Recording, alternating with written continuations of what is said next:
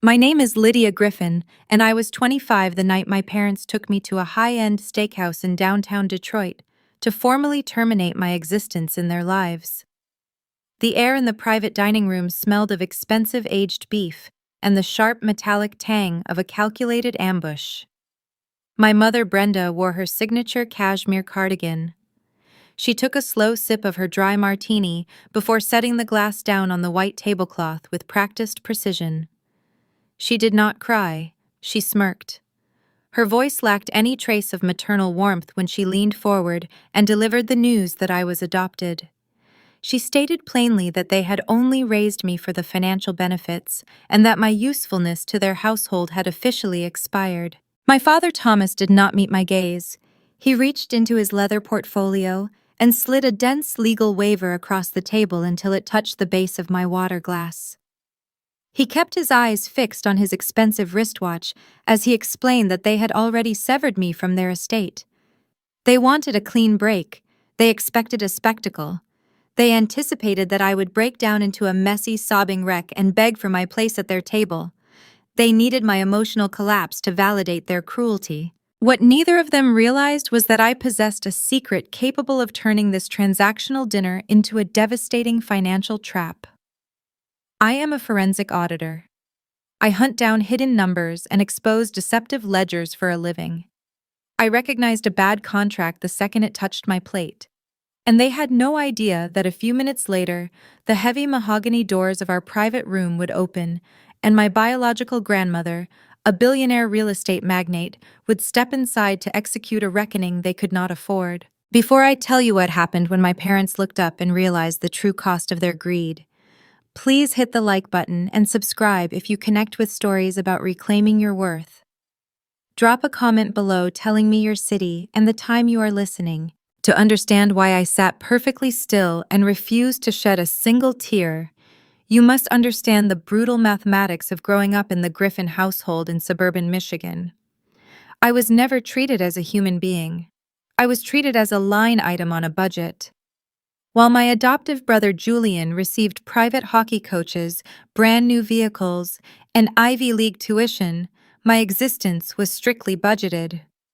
I wore generic clearance rack clothing. Brenda frequently complained about the price of my groceries, while Thomas tracked my electricity usage on a spreadsheet. They raised me with a cold, relentless precision that taught me very early on that love was conditional and strictly tied to financial performance. I was the designated scapegoat, the necessary burden they tolerated for a reason I could never quite decipher.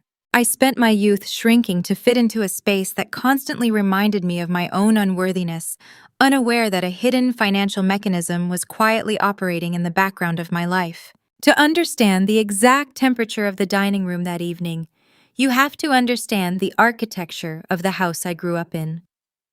The Griffin residence was located in a pristine suburb just outside of Ann Arbor.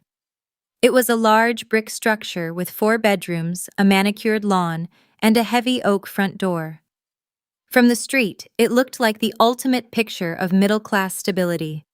Inside the walls, it operated like a ruthless corporate subsidiary, facing an endless budget deficit. I was never treated as a human being growing up. I was managed as a depreciating asset. The stark contrast between how they treated me and how they treated my adoptive brother Julian was the defining curriculum of my childhood. Julian was their biological son, their golden child. He played varsity ice hockey, which meant his existence was funded without question or hesitation. I remember the distinct smell of his brand new leather hockey equipment and the constant hum of the washing machine cleaning his expensive practice jerseys. My parents happily wrote checks for premium ice-time private coaching clinics and travel tournaments across the Midwest. When Julian turned 16, Thomas drove him to a local dealership and purchased a pristine sport utility vehicle outright. Thomas handed over the keys with a proud smile, claiming that a hardworking boy deserved reliable transportation. My existence, on the other hand, was strictly itemized and aggressively debated. I wore generic clearance rack clothing that smelled faintly of cheap industrial dye. My shoes were purchased from discount bins, and I was expected to make them last until the soles physically detached from the fabric. Thomas worked as a senior logistics director, managing complex supply chains for a commercial shipping firm. He brought his sterile corporate efficiency home and applied it directly to my daily life. He created a highly detailed digital spreadsheet to track the exact operating cost of raising me. Every Sunday evening, Thomas would sit in his home office bathed in the harsh blue light of his computer monitor, entering data into his ledgers. He tracked the duration of my showers, claiming that my hot water usage was inflating the monthly utility bills. If I left a reading lamp on in my bedroom for too long, he would calculate the wasted electricity down to the exact cent and present me with the total the next morning. He assigned a strict financial value to every single breath I took under his roof. It was a daily psychological grind, designed to remind me that I was a heavy burden they generously chose to carry. Brenda enforced this transactional dynamic in public. She viewed motherhood not as a biological imperative, but as a performance of martyrdom. Grocery shopping with her was an agonizing weekly ritual. She would push the cart down the wide aisles, selecting premium organic produce, imported cheeses, and high-quality steaks for Thomas and Julian. When it came to my meals, she would reach for the bottom shelf, grabbing the cheapest generic store brands available. The true humiliation always occurred in the checkout lane. Brenda would stand at the register watching the cashier scan the items. When my cheap cereal or generic brand soap crossed the scanner, she would let out a sharp, audible sigh. She would turn to the cashier or the stranger standing in line behind us and complain loudly about the exorbitant cost of feeding an extra mouth. She made sure everyone within earshot understood that she was making a profound sacrifice by purchasing my basic necessities. I learned to stand perfectly still, staring at the linoleum floor, ignoring the pitying looks from strangers, while Brenda tapped her expensive manicured fingernails against her leather purse. Their relentless financial cruelty reached a breaking point during the winter I turned 14. January in Michigan is unforgiving, bringing biting winds and sub-zero temperatures that seep through window panes and chill the bones. My bedroom was situated directly over the uninsulated garage, making it the coldest room in the house. During the second week of the month, the heating vent in my ceiling stopped blowing warm air. The temperature in my room plummeted, forcing me to sleep in my winter coat and heavy socks. After 3 days of shivering, I approached Thomas in his office. I politely informed him that the vent was broken and asked if he could call a repairman. He did not look away from his computer screen. He simply opened a new tab on his digital spreadsheet, scanned a column of numbers, and shook his head. He informed me that professional HVAC repairs were not factored into my quarterly maintenance allowance. He stated that hiring a technician would put my specific ledger into the red. Instead of fixing the heat for his teenage daughter, he walked down to the basement, retrieved a dusty, moth-bitten wool blanket from a plastic storage bin, and dropped it onto my bed. He told me to layer up and shut the door to keep the cold draft out of the hallway. That frozen room taught me the most valuable lesson of my life. I realized that tears and emotional appeals held zero currency in the Griffin household. If I wanted to survive, I had to learn their language. I had to understand the mechanics of money.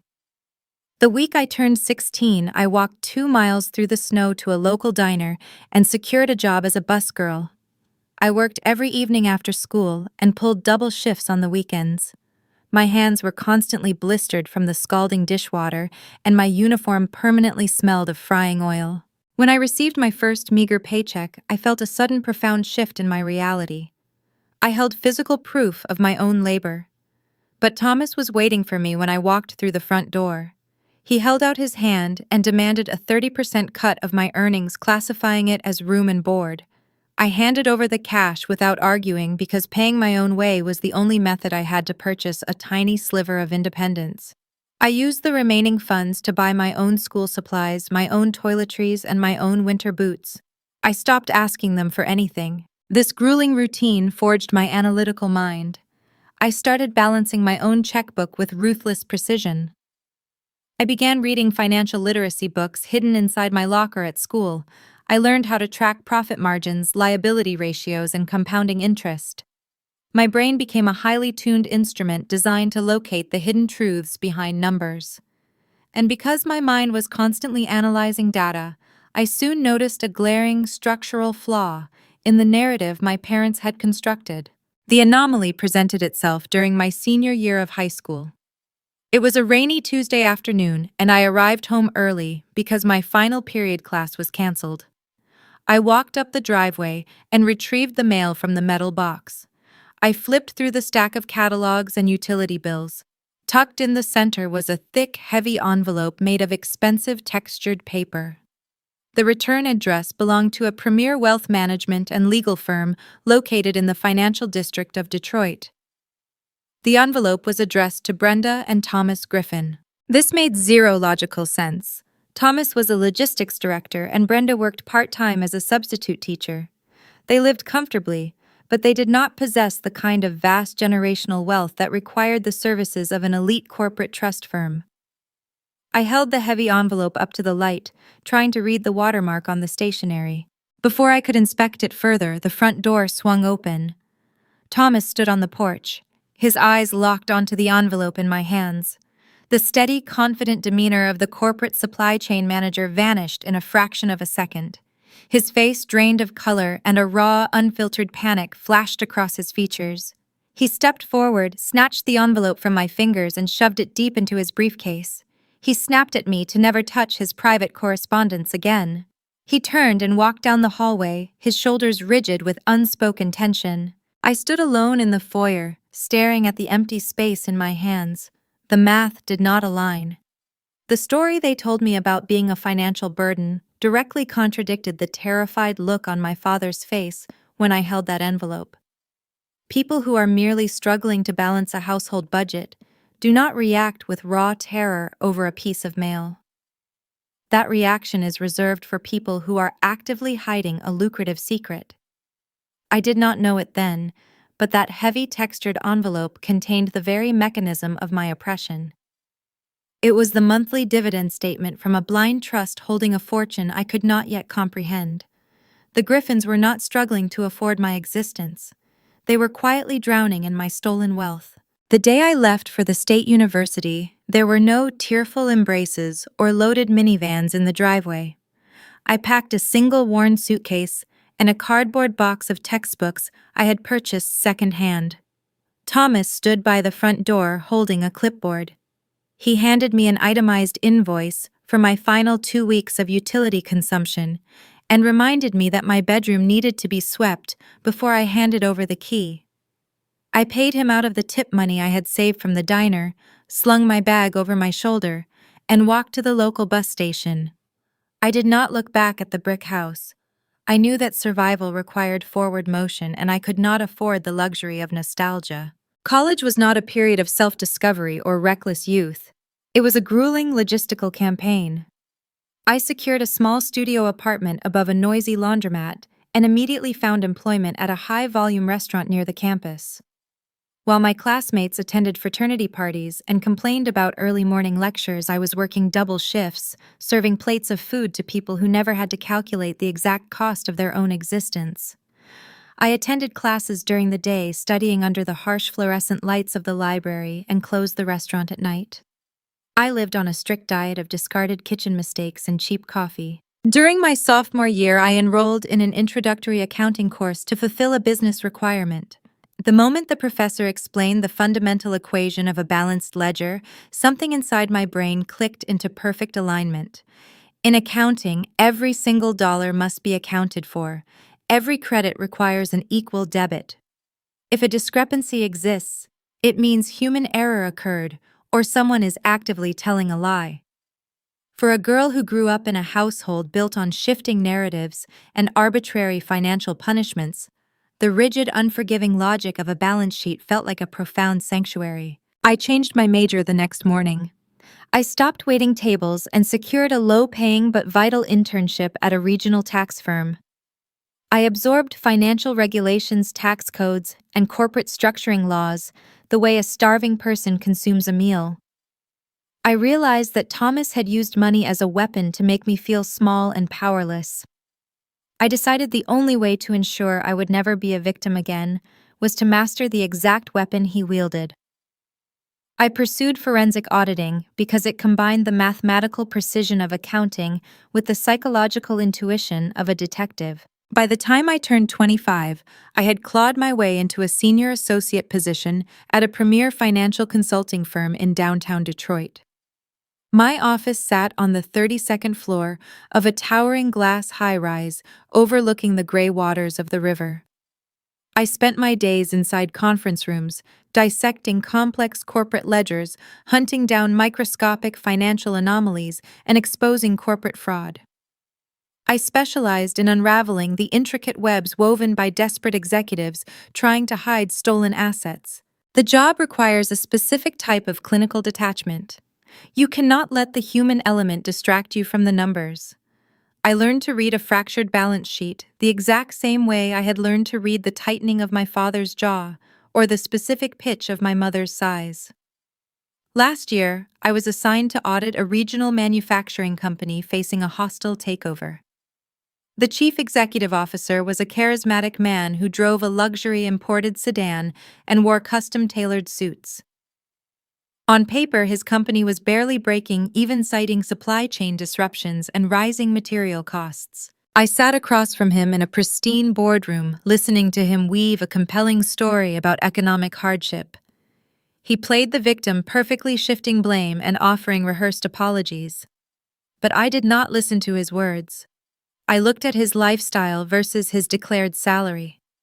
I traced a single anomalous consulting fee buried deep within a quarterly expense report.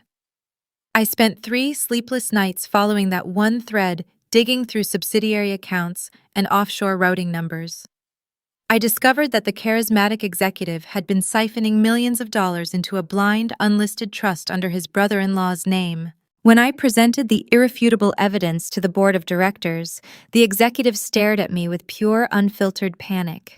It was the exact same look of terror I had seen on my father's face years ago when I held that heavy textured envelope in our foyer. That moment in the boardroom solidified my emotional armor. I realized that people who lie about money share a universal behavioral pattern. They rely on the assumption that polite society will not ask hard questions. They expect their victims to accept the superficial narrative without demanding the receipts. My occupation gave me the exact vocabulary and analytical precision required to survive the memory of my upbringing. I stopped viewing Brenda and Thomas as parents. I mentally reclassified them as a fraudulent entity. The rare interactions I allowed them to have with me were sterile and brief. When they called on holidays, I did not hear family checking in. I heard a liability attempting to maintain a false public image. I kept my conversations vague, offering zero details about my salary, my promotions, or my personal life. I gave them no data to manipulate and no leverage to exploit. I transformed from a terrified, unwanted child into a lethal corporate weapon who could spot a deceptive contract from a mile away. I knew how to secure my own borders. I built a quiet, comfortable life in a loft apartment, paying my bills early and trusting no one with my financial security. I believed I had successfully outrun their influence. I thought the physical distance and my professional success had immunized me against their cruelty. But narcissists do not tolerate a target slipping out of their grasp. They view independence as a direct threat to their control. A few weeks before my 25th birthday, the silent Cold War we had maintained for years abruptly shifted. I was sitting at my desk reviewing a complex tax litigation file when my private cell phone vibrated. The caller identification displayed my mother's name. Brenda had not initiated a phone call on a Tuesday afternoon in over 4 years. I let it ring 3 times, observing the screen with the detached curiosity of an investigator examining a new piece of evidence. When I answered, her tone was shockingly bright. The sharp, judgmental edge was entirely missing, replaced by a sugary warmth that immediately set off every alarm bell in my nervous system. She did not ask about my day or my health. She skipped the pleasantries and drove straight toward a proposition that defied every established rule of our shared history. Her voice was steady and rehearsed as she outlined a plan that forced my analytical mind to drop the client file and focus entirely on the imminent threat forming in my own family. Brenda's voice came through the receiver with a bright, artificial pitch. She sounded like a real estate agent trying to close a difficult sale. She called me darling. The term of endearment hung in the air like a foreign object. She told me she had secured a reservation at the Sterling Room for the upcoming Friday. The Sterling Room was an exclusive downtown establishment known for white glove service and imported steaks. It was the kind of venue where the valet parking alone cost more than the weekly grocery allowance she used to grant me in high school. I held the phone to my ear, listening to the faint background noise of her kitchen. I asked her what the occasion was. She let out a practiced, airy laugh and claimed it was time to celebrate my 25th birthday properly. I did not immediately respond. I let the silence stretch across the cellular connection, forcing her to sit in the unnatural quiet. My mind was rapidly processing the logistical impossibility of her statement. The Griffins never celebrated my birthday. My milestones were historically treated as inconvenient administrative events. When I turned 18, there was no celebration dinner. Instead, Thomas called me into his home office and slid a freshly printed lease agreement across his desk. The ink was still warm from the printer. He charged me market-rate rent for my childhood bedroom, stating that adult privileges required adult financial contributions. When I turned 21, Brenda mailed me a generic drugstore greeting card. She did not even bother to remove the 99-cent price tag from the back corner.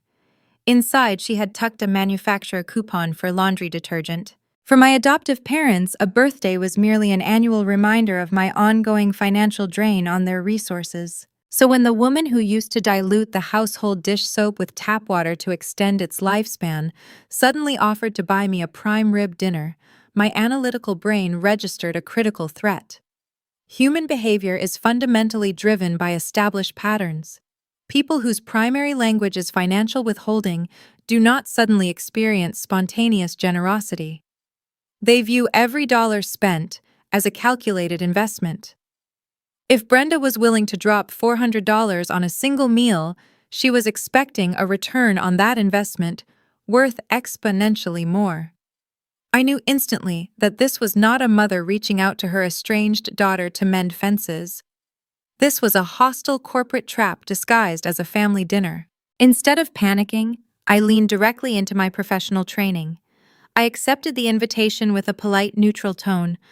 I hung up the phone and immediately went to work.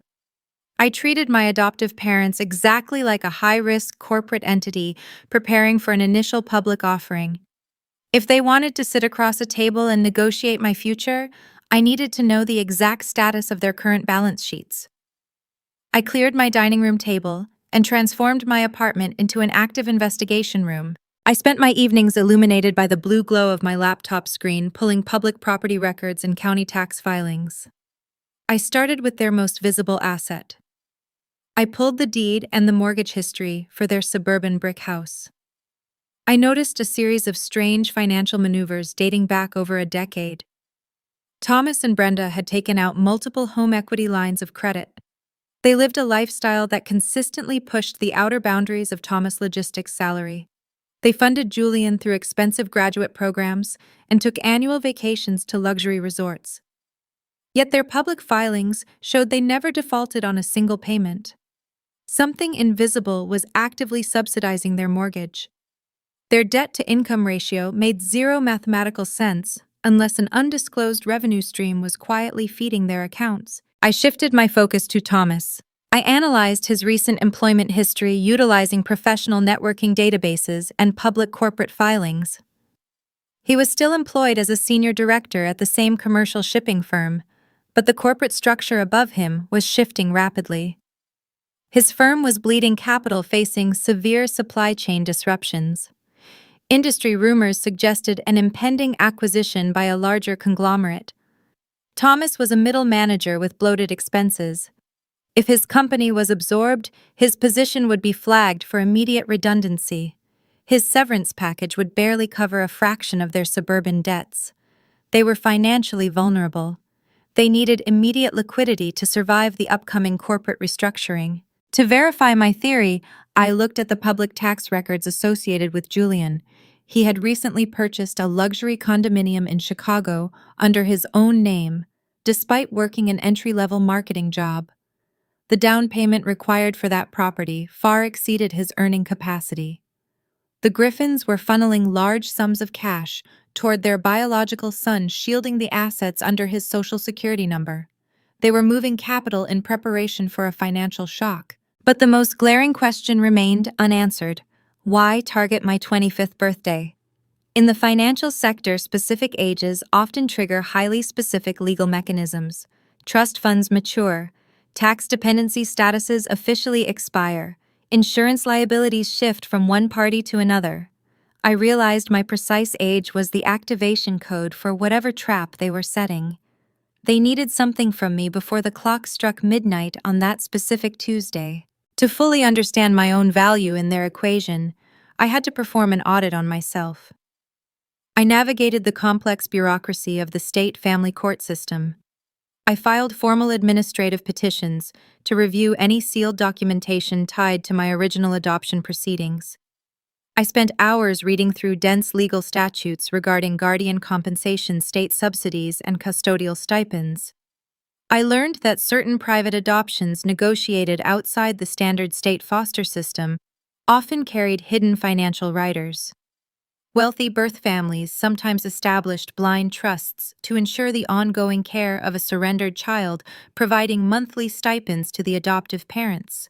The pieces of the puzzle began to snap together, forming a clear, chilling picture. The Griffins did not adopt me out of a charitable desire to expand their family or provide a loving home. They adopted me because I came attached to a hidden paycheck. And the sudden extravagant dinner invitation meant that the paycheck was about to officially expire or required my physical signature to renew. They were going to slide a legal contract across that restaurant table. They were going to try and legally separate themselves from a sinking ship or bind me to their upcoming financial liabilities.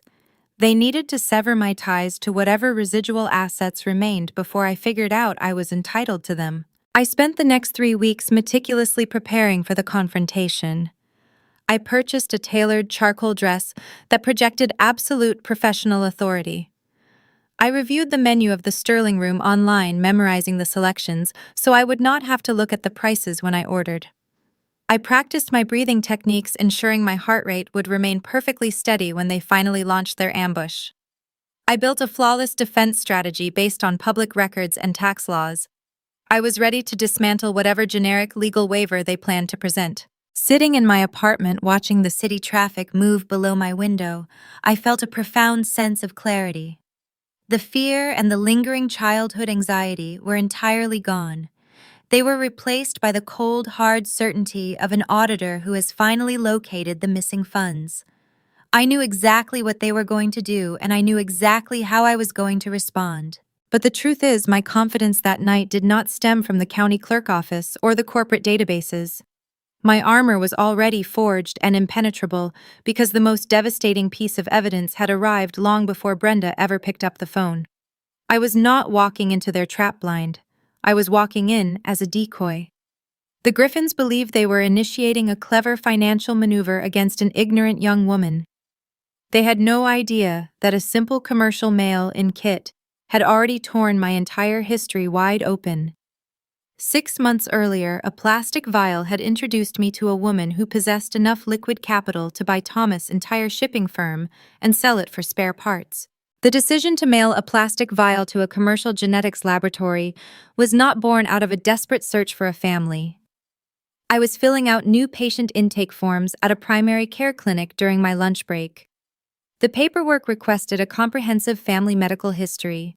I stared at the blank lines designated for maternal and paternal health conditions. The empty space felt like a statistical void. I am a forensic auditor. I rely on data to map out trajectories and predict risk. Having zero data regarding my own biological architecture felt like an unacceptable liability. I wanted to know if I was predisposed to heart disease or specific autoimmune conditions. I wanted the cold, hard facts of my cellular makeup. So I purchased a standard commercial kit online, swabbed the inside of my cheek, and dropped the prepaid envelope into a corner mailbox. I viewed it as a simple biological audit. I expected a pie chart of geographic origins and a list of generic health probabilities. I did not expect the database to return a direct immediate match for a first-degree relative. The email notification arrived on a quiet Thursday evening. I logged into the secure portal and navigated to the relative matching tab.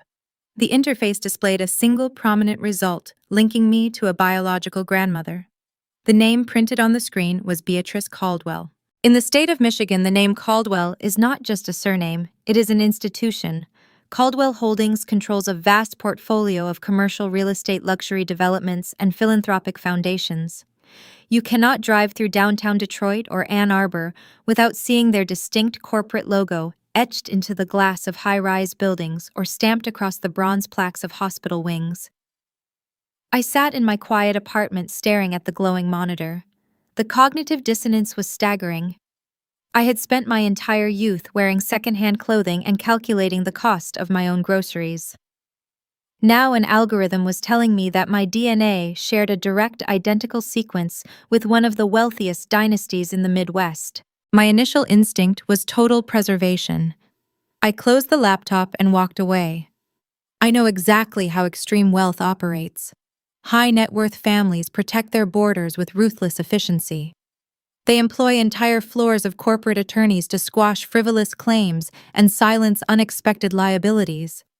I assumed the database would flag the match on their end, and I would soon receive a sternly worded cease and desist letter demanding I delete my profile. I went back to my auditing files and forced myself to ignore the revelation. 2 weeks later, a private courier bypassed the standard mailroom at my consulting firm and delivered a heavy ivory envelope directly to my reception desk. It bore no corporate letterhead. It was sealed with traditional wax. I took the envelope out to my car during my lunch hour, breaking the seal in the privacy of my vehicle. Inside was a handwritten letter penned on thick stock paper. The handwriting was elegant, sharp, and deliberate. It was from Beatrice Caldwell. She did not use legal jargon or defensive posturing. She wrote with a striking, profound vulnerability. She explained that my biological mother was her estranged daughter, a young woman who had fallen into a turbulent life and severed ties with the Caldwell estate. The letter revealed the tragedy that had haunted Beatrice for decades. My mother passed away from sudden complications just days after my birth. Beatrice detailed her desperate 20-year search to find me. The state of Michigan enforces strict closed adoption laws, shielding the identities of both the adoptive parents and the surrendered child. The bureaucratic red tape was a fortress even a billionaire could not breach. The Griffins had filed the paperwork through a private closed agency, ensuring the transaction remained permanently sealed. Beatrice had hired private investigators, petitioned family courts, and exhausted every legal avenue to locate her granddaughter. Her vast fortune was useless against the concrete wall of the foster care system. She wrote that registering her DNA with a commercial database was her final desperate attempt to cast a net into the dark. The last line of the letter was a quiet request. She asked if I would be willing to meet her in person at a small independent coffee shop in Ann Arbor on a Sunday morning. She explicitly stated there were no expectations and no obligations. I treated the upcoming meeting exactly like an initial client consultation. I wore my neutral gray suit, pulled my hair back into a severe knot, and prepared a mental list of defensive boundaries. I drove to Ann Arbor, anticipating a negotiation. I expected to sit across from a hardened corporate titan who would demand blood tests and subject me to an intense interrogation.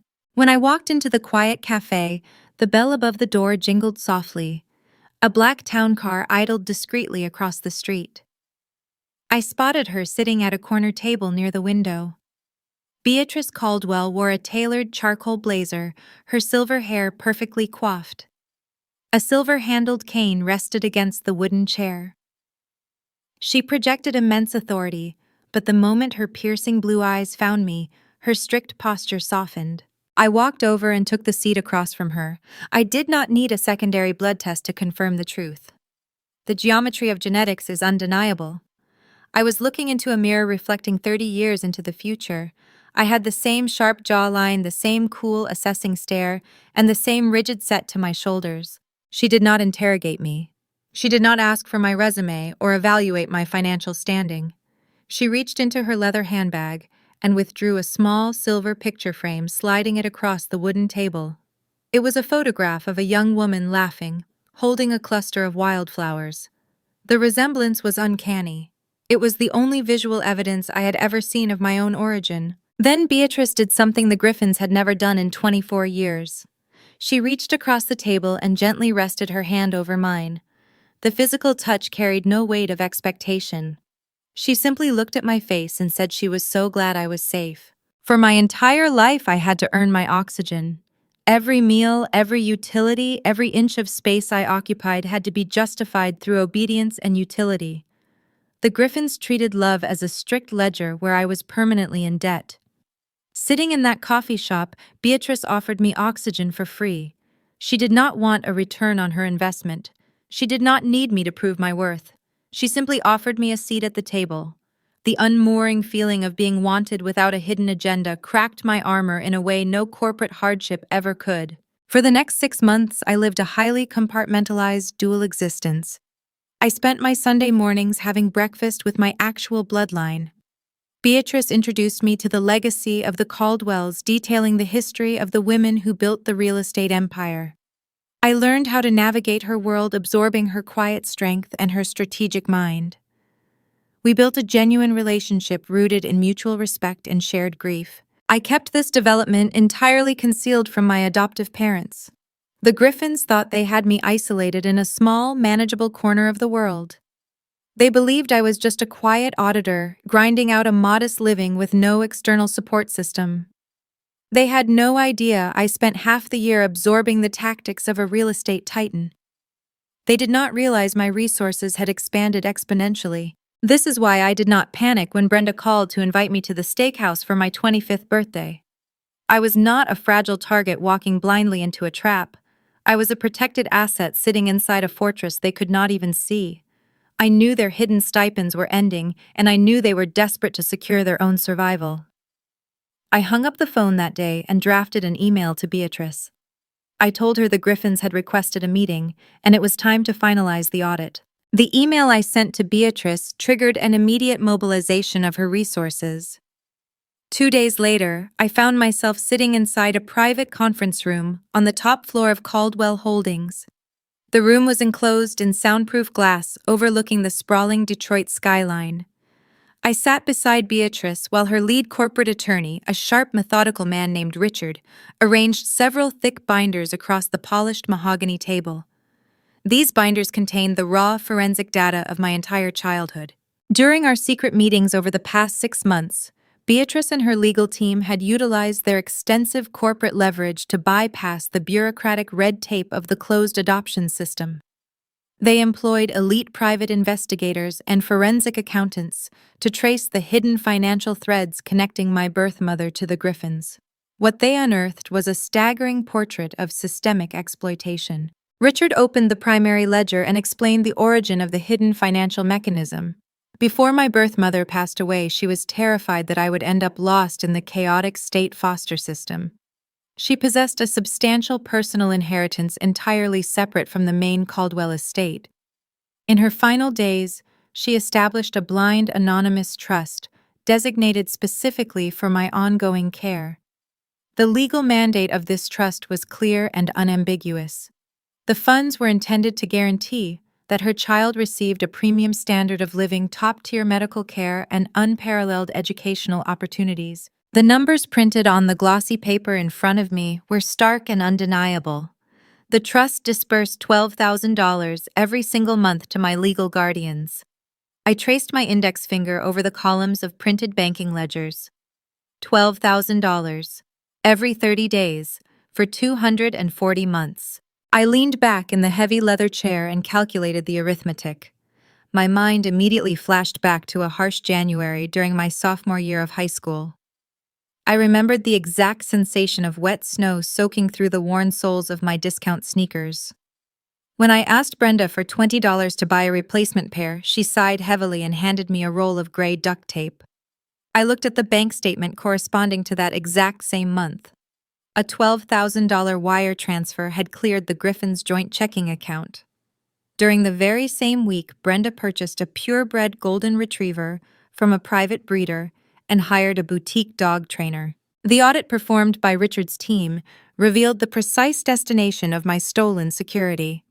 Thomas maintained an elite membership at the premier golf club in the county. The initial enrollment fee alone cost $50,000. The accountants located the cashier check used to pay that fee. It was drawn directly from the routing number receiving my monthly stipend. Furthermore, Julian never took out a single student loan for his prestigious university education. His tuition room and board were paid in full every semester using the same diverted funds.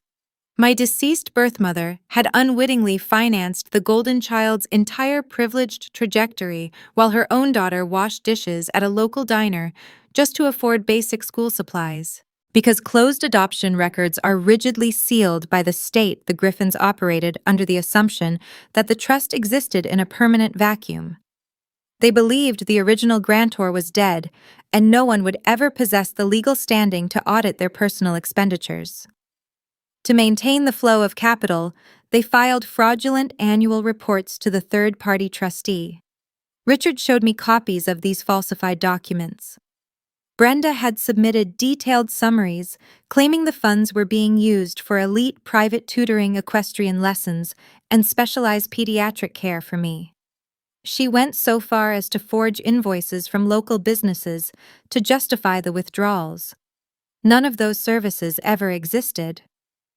The Griffins created a fictional luxury life on paper while forcing me to live in extreme manufactured poverty. The psychological toll of this discovery was profound, but it did not break me. It forged my resolve into something unbreakable. Every time Brenda had publicly humiliated me at the grocery store, complaining about the cost of my generic cereal, she knew full well she was cashing a 5-figure check meant to feed me. The sheer audacity of her performance was staggering, but the steady stream of stolen wealth carried a fatal flaw. Richard turned to the final page of the original trust charter. He pointed to a specific paragraph drafted in dense legal typography. The irrevocable trust featured a strict termination clause.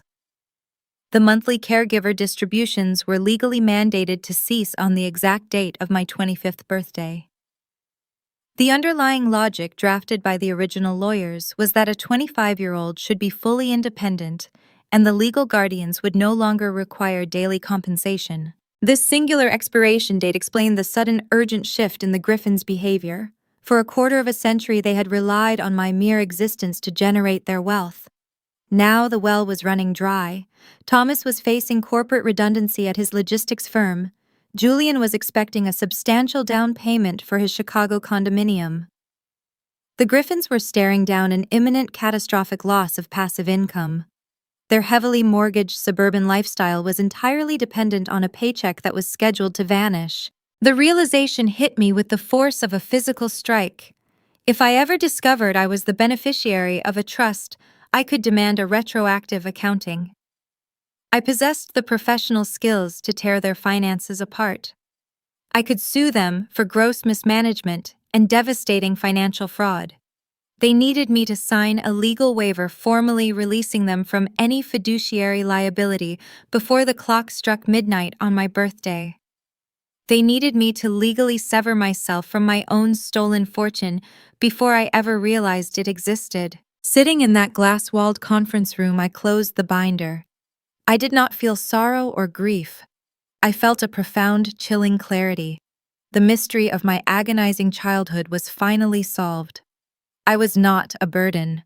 I was their primary source of income. They had treated a golden goose like a stray dog. This knowledge was the silent, lethal weapon I carried with me when I walked into the private dining room. The Griffins believed they were initiating a clever financial maneuver against an ignorant young woman. They thought their sudden dinner invitation was a masterful stroke of manipulation. They expected me to fall apart weeping over the revelation of my adoption. They assumed the shock would blind me to the dense legal text of the waiver Thomas slid across the table. They were banking on my emotional devastation to secure their financial survival. But I was not an emotionally fragile target. I was a forensic auditor holding the forensic blueprints of their 2-decade-long fraud.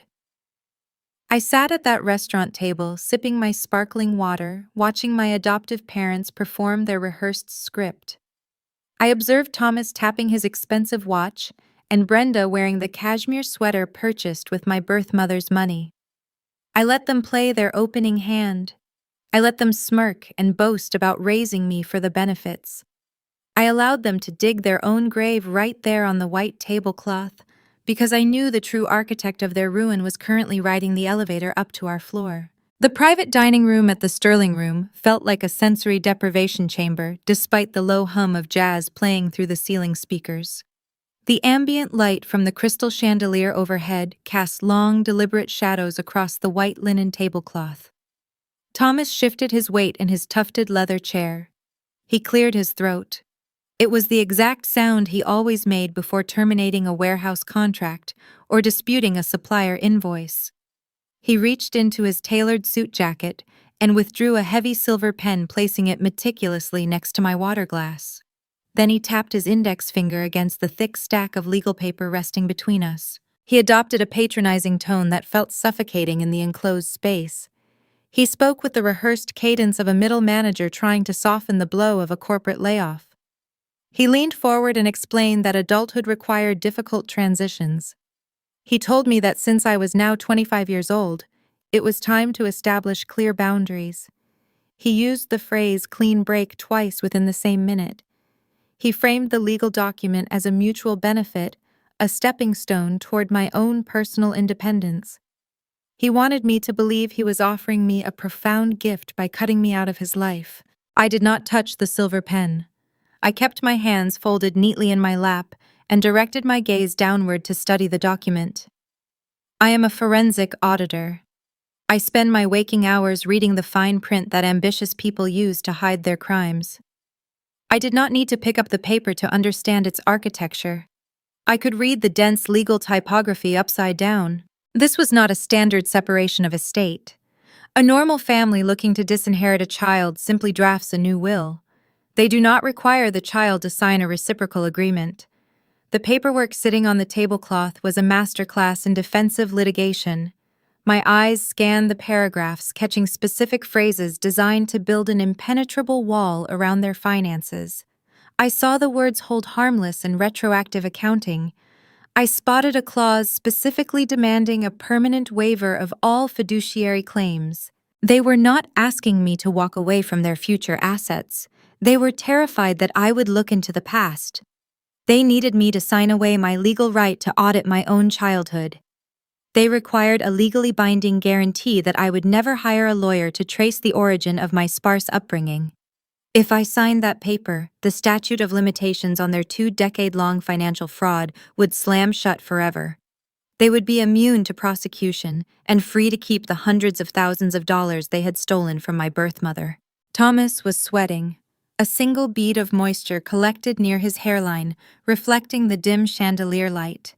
He tried to maintain steady eye contact, but his pupils kept darting toward the silver pen, willing me to pick it up. He was a man watching a ticking clock. He knew the caregiver's stipends expired at midnight. He needed my signature to secure his survival before the financial ground opened up beneath his feet. When I did not immediately reach for the pen, Brenda decided it was her turn to apply pressure. She leaned in close enough for me to smell the gin on her breath.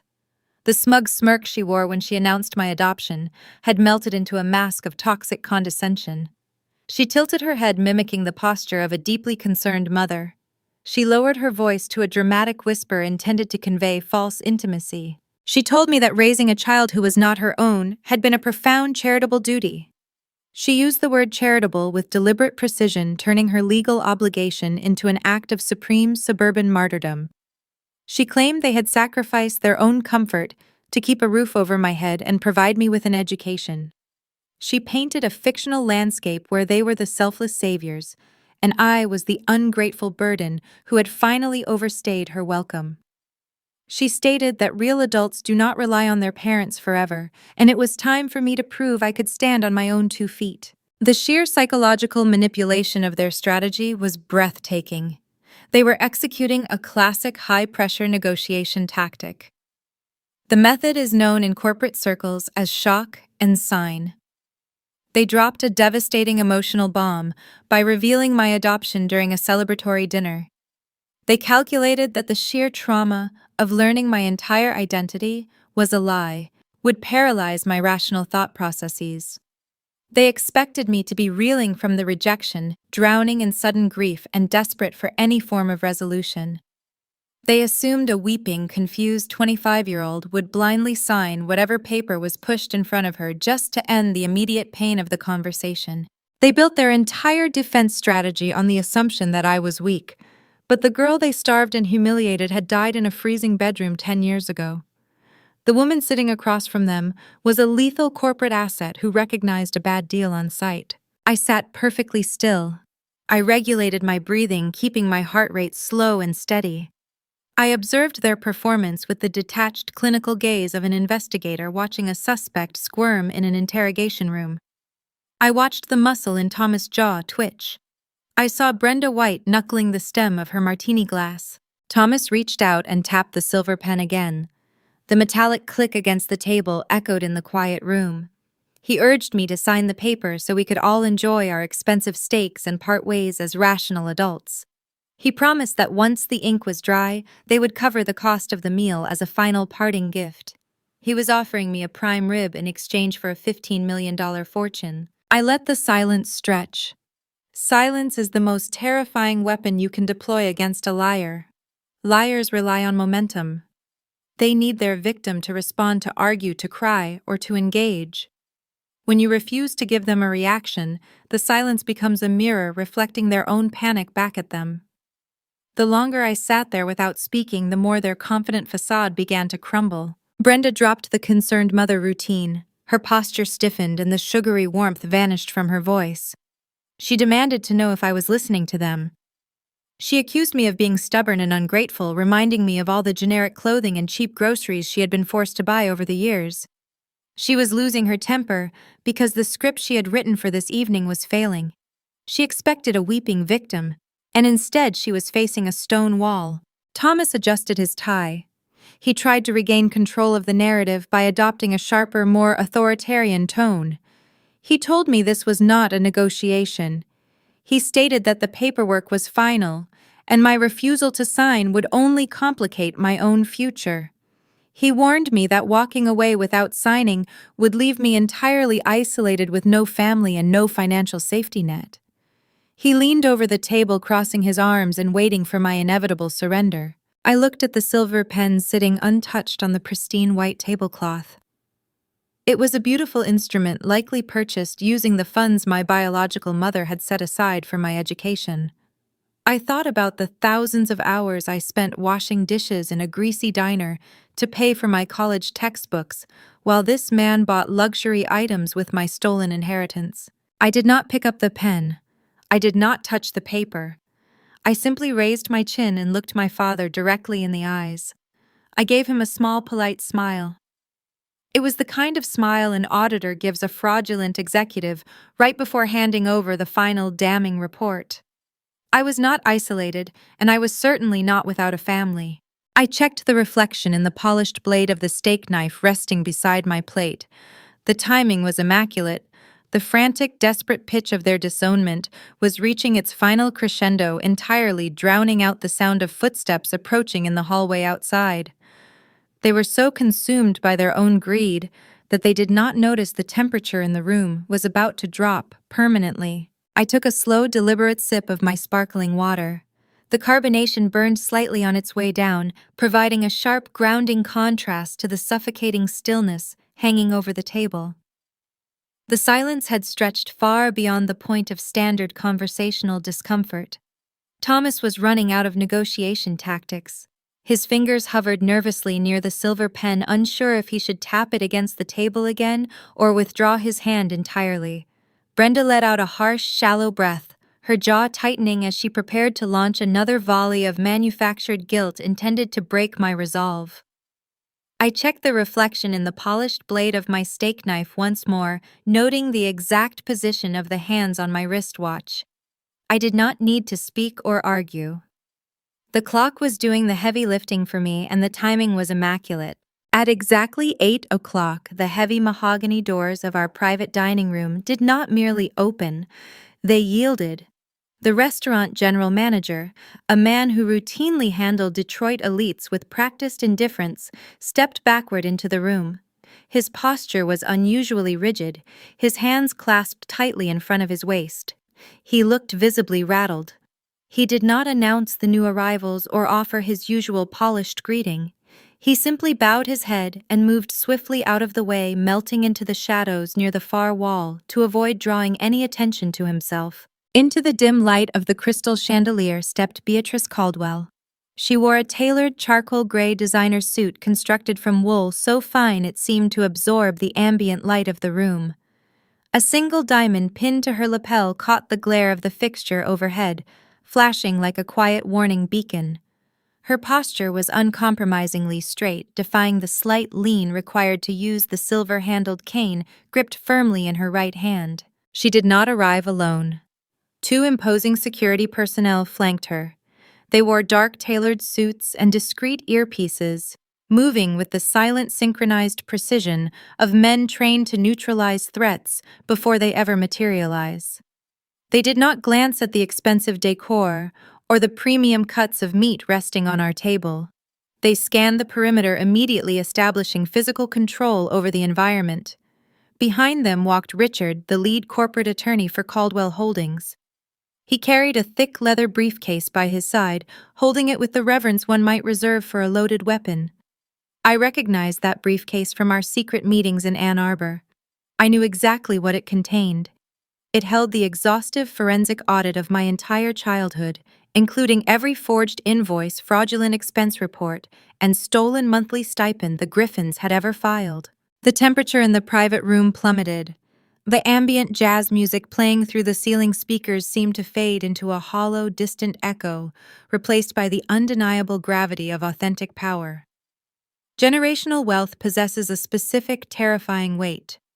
It pulls the oxygen out of a space and forces everyone else to breathe a little shallower. Thomas and Brenda had spent the last hour projecting the unearned authority of wealthy benefactors.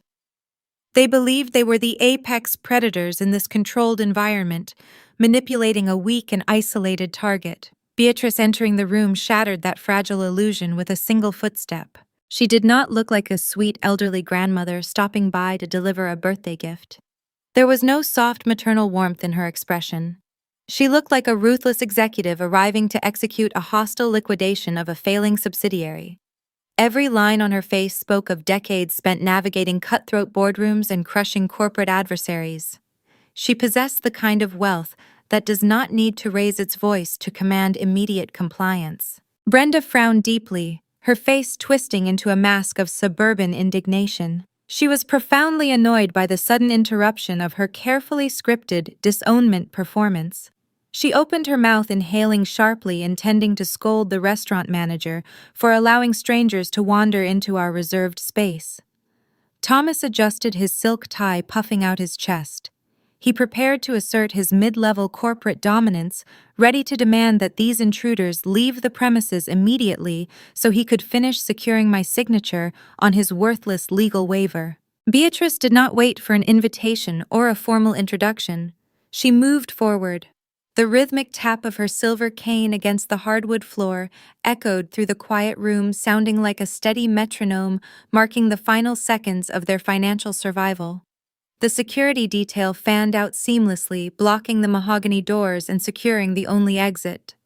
Richard stepped to the side of the table, resting the heavy leather briefcase on an empty serving cart with a dull, definitive thud. Beatrice kept her gaze locked dead ahead.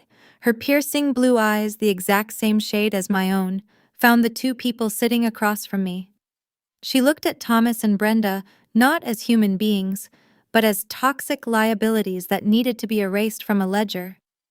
She was looking at the people who had starved her granddaughter, who had forced me to wear generic clearance rack clothing while they bought luxury vehicles and funded elite university tuitions with her stolen money. The silent fury radiating from her was cold, calculated, and terrifying to witness. I remained seated, keeping my hands folded neatly in my lap. For 25 years, I had watched Brenda and Thomas use money as a blunt instrument to keep me terrified and compliant. I had spent my youth shrinking into corners, calculating the cost of my own existence, hoping to avoid the sting of their financial punishments. Sitting there watching Beatrice approach, I felt a profound, chilling satisfaction. I had brought a billionaire to a suburban knife fight, and the opposing side had not even drawn their weapon yet. Beatrice reached the head of our table. She did not pull out an empty chair to join us.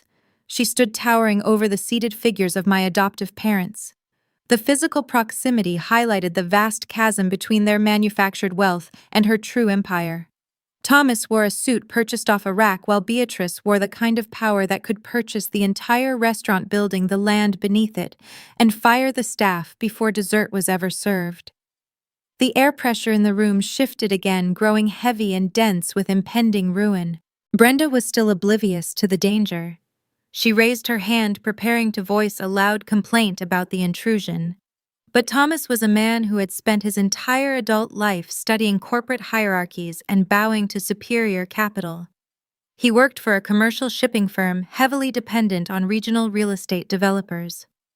As he looked up from his worthless legal document, his eyes tracked the sharp lines of Beatrice, suit the stoic faces of the security detail, and finally the unmistakable icy glare of the Caldwell matriarch herself.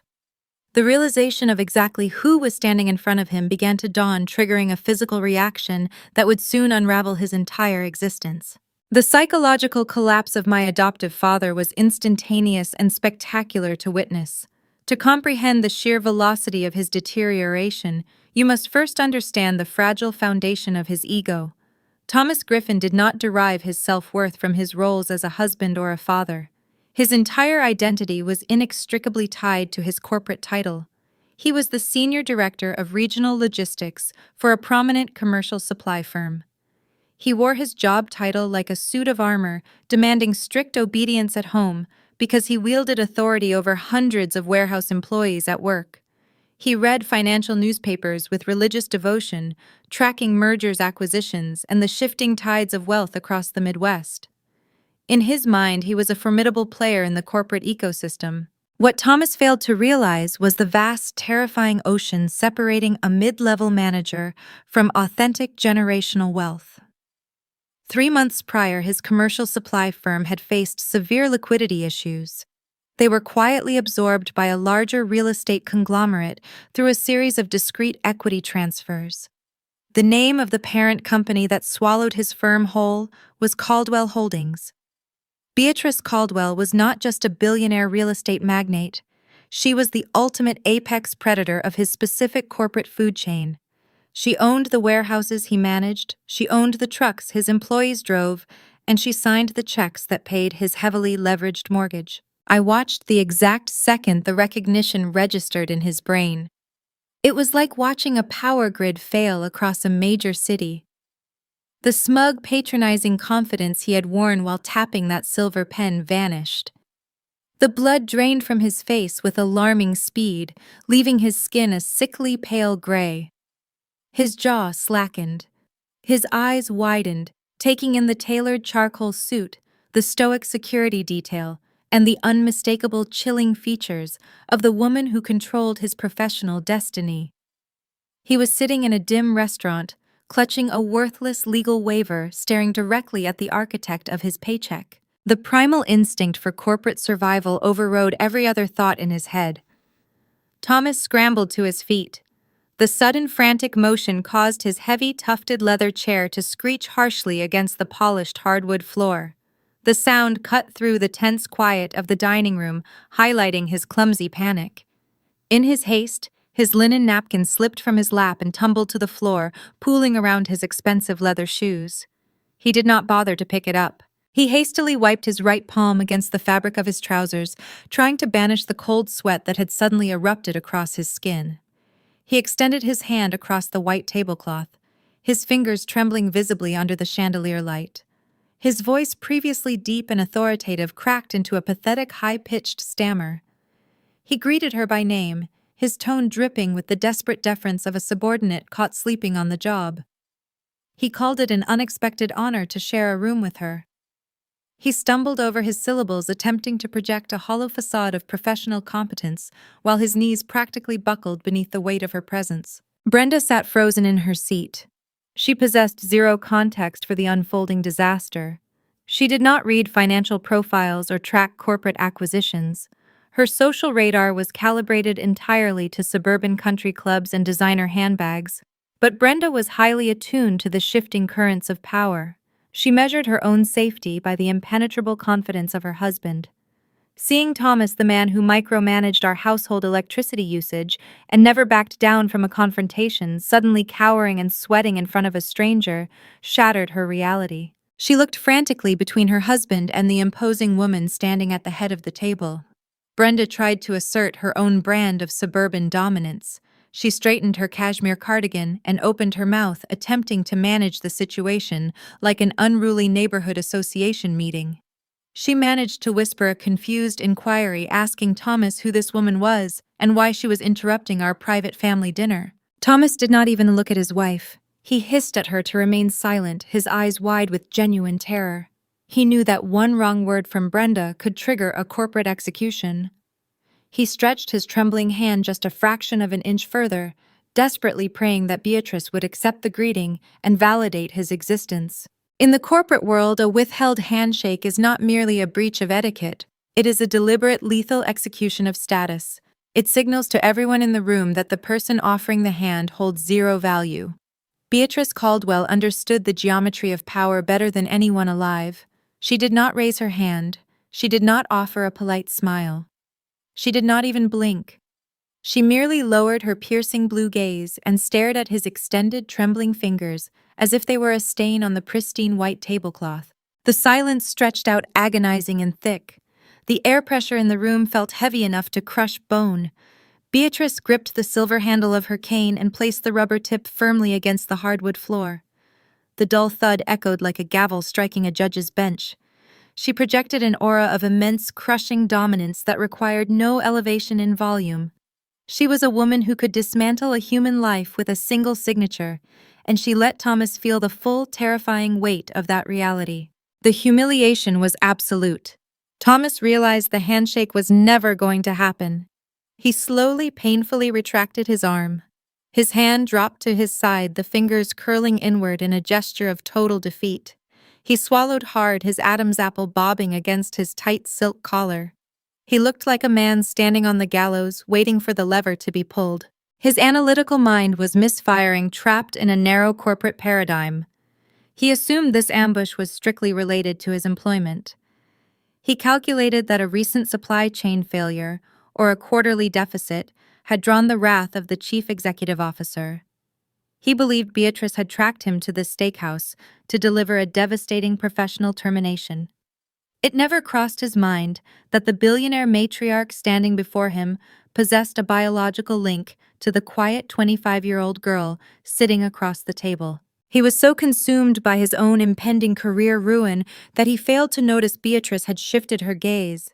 She was no longer looking at him, she was looking at me. Thomas cleared his throat again, a dry, desperate sound. He gestured weakly toward an empty chair, offering it to the woman who already owned the entire building. He babbled a pathetic apology for the interruption, assuring her that whatever logistical error had occurred at the firm could be rectified immediately. He promised to report to her corporate office first thing in the morning to surrender his files. He was offering his unconditional surrender offering to fall on his sword to save his pension. He was begging for mercy from a predator who had come to the table specifically to hunt him. The irony was exquisite. Thomas had spent the entire evening attempting to extract a legal signature from me using fear and intimidation as his primary weapons. Now he was the one suffocating under the pressure of a higher authority. He had built his entire life around the pursuit of financial leverage, and he was finally learning what it felt like to be the weakest entity in the room. The hunter had officially become the hunted. Thomas stood there shifting his weight from foot to foot, waiting for the billionaire to pronounce his professional sentence. He braced himself for a lecture on corporate efficiency or a brutal critique of his management style. He was preparing to defend his logistics record. He was entirely unprepared for the words that were about to leave Beatrice Caldwell's mouth. The truth she carried in that leather briefcase was not going to merely end his career. It was going to incinerate the foundational lies of his entire adult life and expose the staggering theft he had committed against the very woman he thought he was about to fire. Beatrice allowed Thomas to finish his pathetic babbling. She stood in the dim light of the crystal chandelier and watched him offer his unconditional corporate surrender. She listened to him promise to deliver his logistics files and apologize for imaginary supply chain errors. She let his desperate words hang in the stagnant air of the private dining room until they simply withered and died. True power never has to shout to be heard. It dictates the terms of reality through sheer gravity. When Beatrice finally spoke, her voice was a low, resonant hum of refined steel. She did not raise her pitch. She informed Thomas that she possessed zero interest in the quarterly shipping metrics of his mid-level logistics division. She stated with surgical precision that she had not traveled to a steakhouse on a Friday evening to discuss warehouse efficiency. She paused, letting the silence stretch for 3 agonizing seconds. Then she delivered the sentence that shattered the foundation of his reality. She told him she was there regarding the Caldwell Anonymous Trust. Thomas blinked. His cognitive functions stalled, trying to process the terminology. A trust fund was an alien concept within his current panic regarding corporate acquisitions. Brenda, on the other hand, reacted to the word trust like she had touched a live electrical wire. Her spine snapped straight against the back of her tufted leather chair. The gin she had been sipping suddenly looked like poison in her glass. She gripped the edge of the white tablecloth, her knuckles turning stark white. Beatrice turned her gaze directly toward me. For a fraction of a second, the icy corporate exterior softened, revealing the fierce, protective warmth of a woman who had spent 2 decades searching for her bloodline. She placed her hand briefly over her heart, a silent acknowledgement of the secret we shared. Then she turned her piercing blue eyes back to the Griffins and formally introduced herself. She stated her full name and identified herself as my biological grandmother. She followed that devastating revelation by announcing her legal status as the primary executor and sole overseer of the financial trust they had been quietly draining for a quarter of a century. The oxygen left the room. Thomas opened his mouth, but no sound emerged. His brain was caught in a fatal logic loop. The terrifying billionaire who owned his supply chain firm was the direct blood relative of the quiet, disposable girl sitting across the table. The adopted daughter he had starved for resources was the sole heir to the empire he worshipped. The invisible financial mechanism that had funded his golf memberships and luxury car leases suddenly had a human face, and that face was staring at him with cold, unblinking judgment. Richard, the lead corporate attorney, stepped forward. He did not wait for an invitation to join the dinner. He rested his heavy leather briefcase on the empty serving cart adjacent to our table. The brass locks clicked open with a sharp, definitive snap. He reached inside and extracted a thick stack of manila folders. He did not hand them to Thomas. He began dealing the documents across the pristine white tablecloth, like a casino dealer laying out the cards of a rigged game. Beatrice narrated the evidence as Richard placed each piece of paper under the chandelier light. She laid out the exact arithmetic of their greed right there in the dining room. She did not speak in generalities. She utilized specific dates, routing numbers, and dollar amounts. She pointed her silver-handled cane at the first document. It was a certified bank statement from their joint checking account. She read the highlighted deposit line aloud. $12,000 transferred on the 1st of the month. She moved her cane to the next document. It was a receipt from an elite private university on the East Coast. She looked down at Brenda and asked how a substitute teacher and a middle manager afforded a $70,000 annual tuition for their biological son, Julian. Beatrice answered her own question. She explained that her forensic accounting team had traced the routing numbers directly from the trust deposits into the university billing portal. She laid out the paper trail proving that Julian earned his prestigious degree using stolen capital intended for the discarded child. Richard placed a glossy color photograph on the table. It was an image of the luxury sport utility vehicle Brenda drove. Beatrice detailed the exact lease terms, noting that the monthly payments were automatically deducted from the same diverted funds. She pointed to a copy of Thomas Country Club membership application. She read his signature at the bottom of the page, noting the $50,000 initiation fee.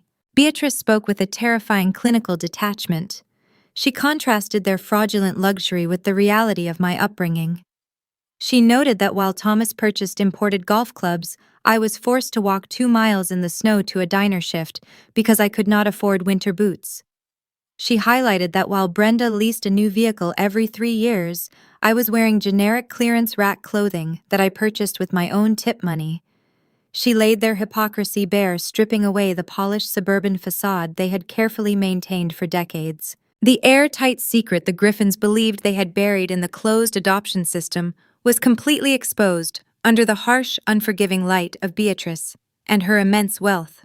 They had assumed the original grantor of the trust was deceased, and the money existed in a permanent vacuum without oversight. They never anticipated a 90-day forensic audit. Beatrice explained the architecture of the investigation. When Caldwell Holdings initiates a financial review, they do not rely on surface-level assumptions.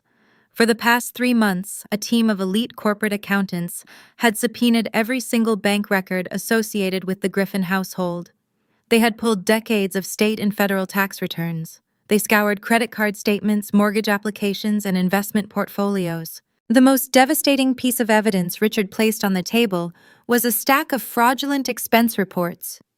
Beatrice looked at Brenda with a gaze of pure, unfiltered disgust. To maintain the monthly trust disbursements, Brenda had been required to submit annual summaries to the third-party trustee, proving the funds were utilized for my benefit. Beatrice read from the forged documents. She read Brenda's fictional accounts of elite private tutoring sessions, expensive equestrian lessons, and specialized pediatric health care. Beatrice noted that Brenda had forged signatures from local medical professionals and fabricated invoices from riding academies that I had never once visited. She explained the legal definition of wire fraud to my adoptive parents as if they were slow children. She detailed how utilizing the postal service and electronic banking networks to submit falsified documents across state lines elevated their suburban theft into a severe federal crime. The Griffins were no longer just facing a loss of passive income. They were backed into a terrifying legal corner. The meticulous release of claims Thomas had drafted, the silver pen sitting untouched on the table, the entire concept of a clean break were all rendered pathetic and obsolete.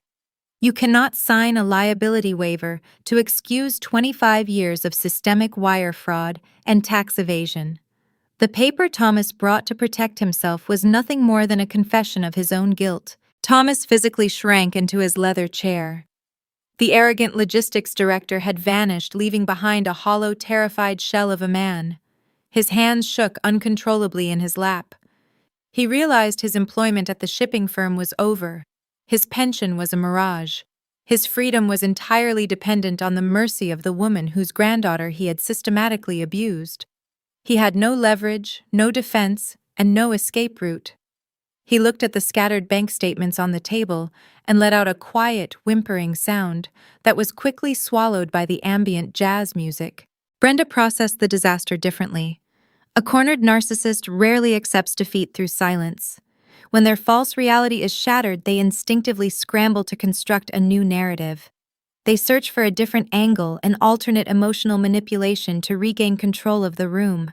Brenda watched her husband crumble and realized she was standing alone on the battlefield. The smug cruelty had failed. The harsh authority had failed. The terrifying truth of federal indictments and forensic audits was closing in around her throat. She stared at the forged invoices bearing her signature. The color rushed back into her face, manifesting as an ugly mottled red flush across her cheeks and neck. She looked at Beatrice leaning on the silver cane, and then she looked at me, sitting quietly with my hands folded in my lap. She calculated the remaining variables in the room and prepared to execute a desperate pivot.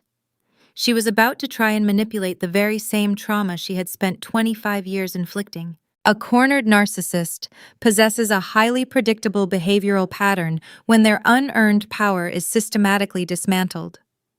They do not experience genuine remorse, and they never surrender gracefully. When the heavy walls of undeniable forensic evidence begin closing in, they instinctively attempt to rewrite the entire script. They search for a new angle, hoping to deploy an alternate emotional manipulation to regain control of the narrative. I watched this exact psychological pivot happen in real time across the white tablecloth.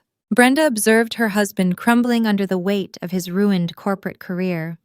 She looked at the forged invoices bearing her signature and the banking ledgers detailing her theft. The smug, cold demeanor she had worn like a designer coat instantly vanished. The harsh, judgmental lines around her mouth softened into a fabricated mask of deep maternal concern. Her eyes widened and filled with sudden practiced tears that hovered just at the brim of her lower lashes. She leaned forward, pushing the stack of damning financial documents aside, as if they were nothing more than a simple misunderstanding. She reached across the table, extending her arms toward me. Her manicured fingers grasped my wrist. The physical touch felt like a sudden drop in barometric pressure, cold and entirely unwelcome. Her voice began to tremble, possessing a sickeningly sweet cadence that she had not utilized since I was a small child. She called me darling again, letting the words stretch out in a desperate plea for intimacy. Brenda began weaving a fictional narrative designed to rebrand her decades of theft as a profound act of parental protection. She claimed they had always loved me deeply. She insisted that every dollar they diverted from the trust was used for the overall benefit of the family unit. She spun a frantic story, claiming that Beatrice and her corporate lawyers did not understand how the real world operated. Brenda argued that inheriting a massive fortune ruins a child's character. She stated she was simply trying to protect me from the heavy burden of unearned wealth. She looked me directly in the eyes, squeezing my wrist tighter. She tried to frame my generic clearance rack clothing and my grueling diner shifts as a calculated parenting strategy intended to build resilience.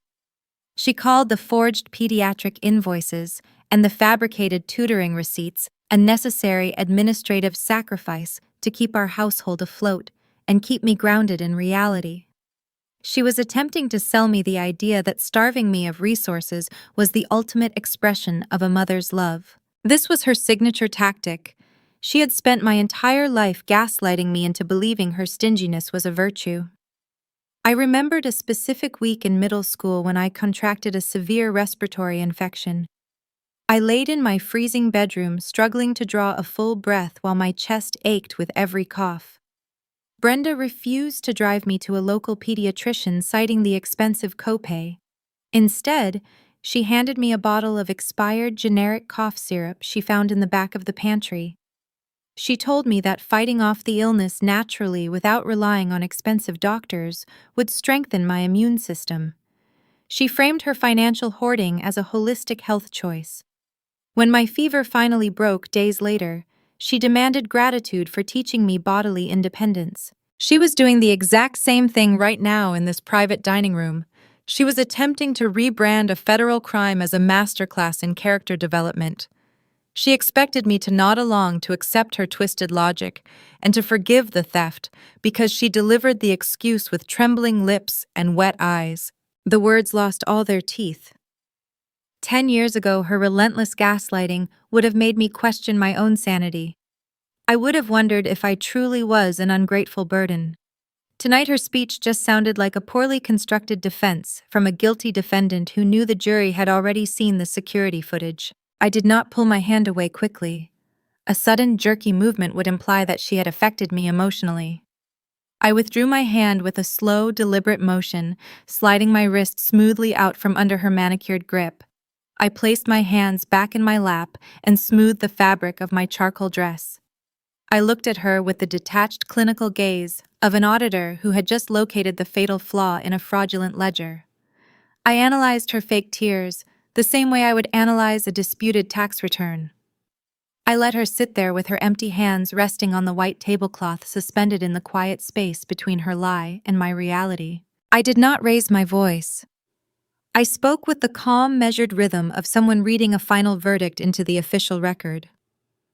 I leaned forward just a fraction of an inch, keeping my eyes locked on hers. I reminded her that spinning a fictional narrative only works when the opposing side lacks the receipts.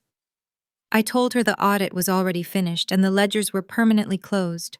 Then I weaponized her own cruelty. I reached back into the conversation, picking up the exact phrase she had used to devastate me just 20 minutes prior. I maintained a steady, unblinking stare as I recited her own quote back to her. I said we only raised you for the benefits. The words hung in the air, echoing softly in the quiet dining room. They were her own syllables delivered back to her without an ounce of pity or hesitation. It was a precise surgical strike, designed to sever any remaining illusion of our relationship. By throwing her own cold transactional logic back into her face, I permanently shut down her pathetic attempt at reconciliation. I let her know that I had heard every single cruel thing she said tonight, and I believed the cruelty far more than I believed the sudden tears. The manufactured emotion dried up instantly. Brenda's sickeningly sweet maternal mask shattered, falling away to reveal the hollow, terrified core underneath. The color drained from her flushed cheeks. She realized her emotional manipulation held zero currency. I had closed the ledger on our dynamic and locked the vault. She slumped back into her tufted leather chair, defeated by her own recorded history.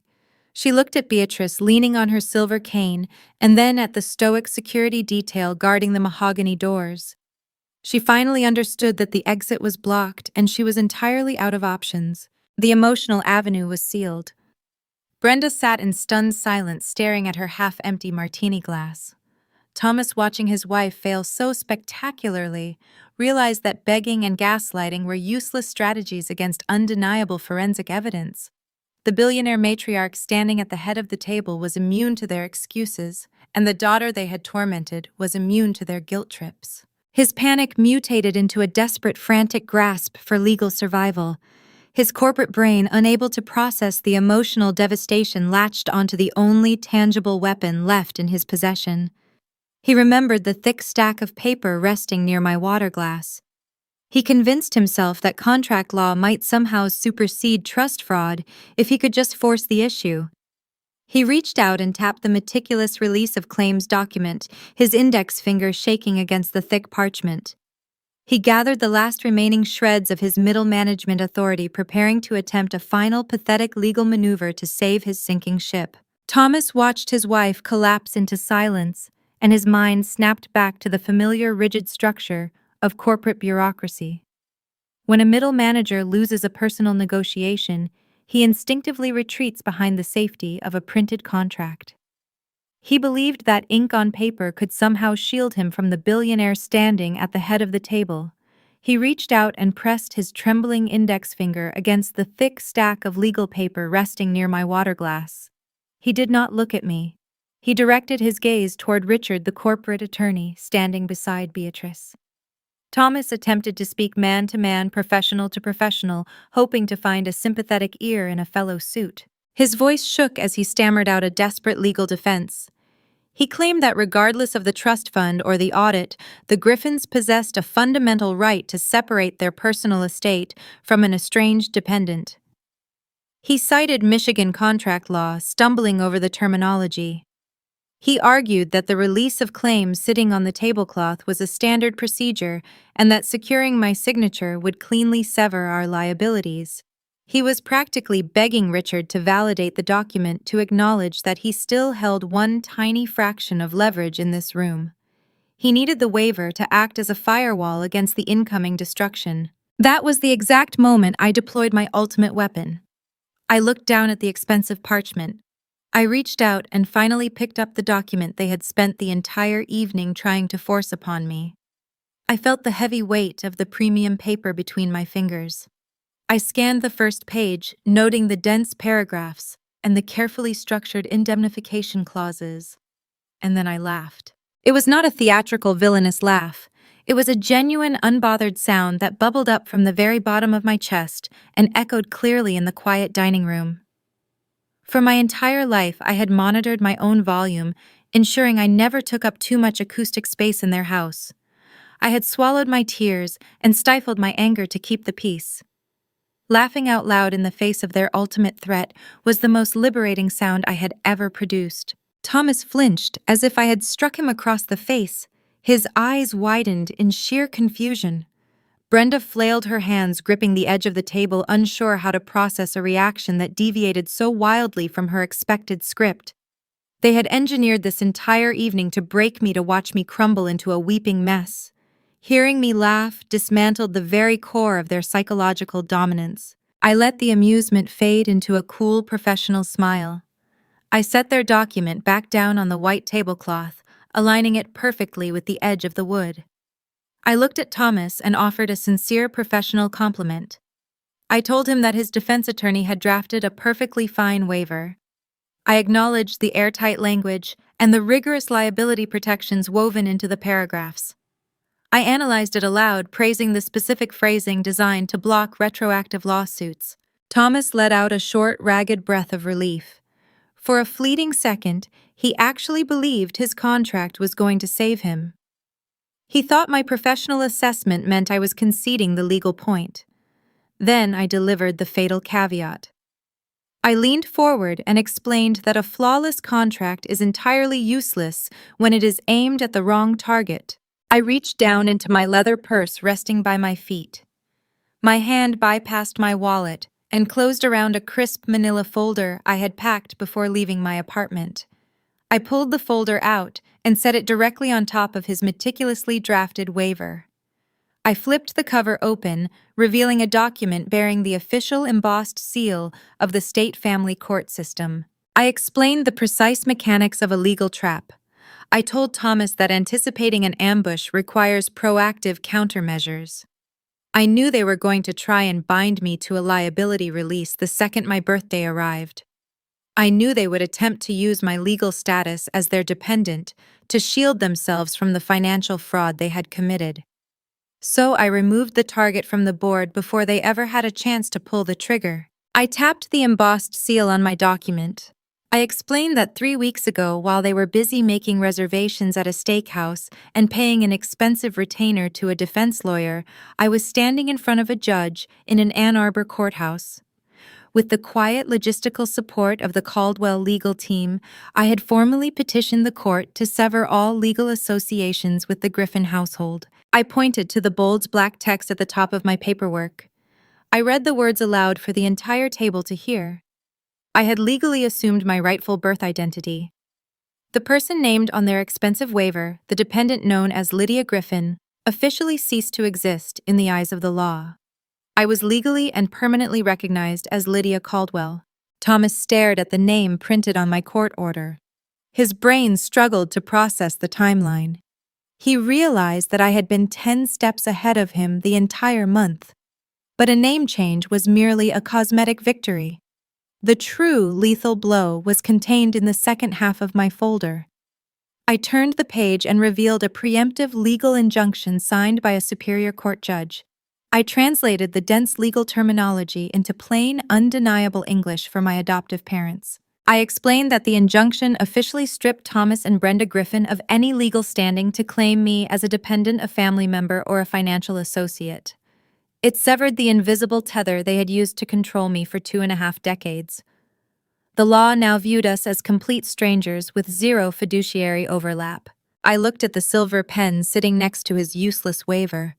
I explained the fundamental rule of contract law. A release of claims is only valid if the parties involved actually possess an active legal relationship to dissolve. Because I had preemptively severed our standing, their meticulous document was drafting a ceasefire for a war that had already ended. The waiver was a ghost. It held zero binding authority over Lydia Caldwell. Thomas spent thousands of dollars hiring a premier defense attorney to build an ironclad cage for a bird that had already flown away. He had exhausted his dwindling savings on a legal trap that I had successfully dismantled before I even walked through the restaurant doors. The realization hit him with a devastating physical impact. He reached out and touched his useless waiver, his fingers tracing the edge of the paper as if mourning a dead relative. His final shield was gone. He was sitting in a room with a billionaire, the lead attorney of a corporate empire, and a forensic auditor who had just outmaneuvered his best legal defense. He possessed no leverage, no contracts, and no escape route. The raw vulnerability of his situation settled over his shoulders, pressing him deep into the leather chair. Brenda let out a quiet, choked sound.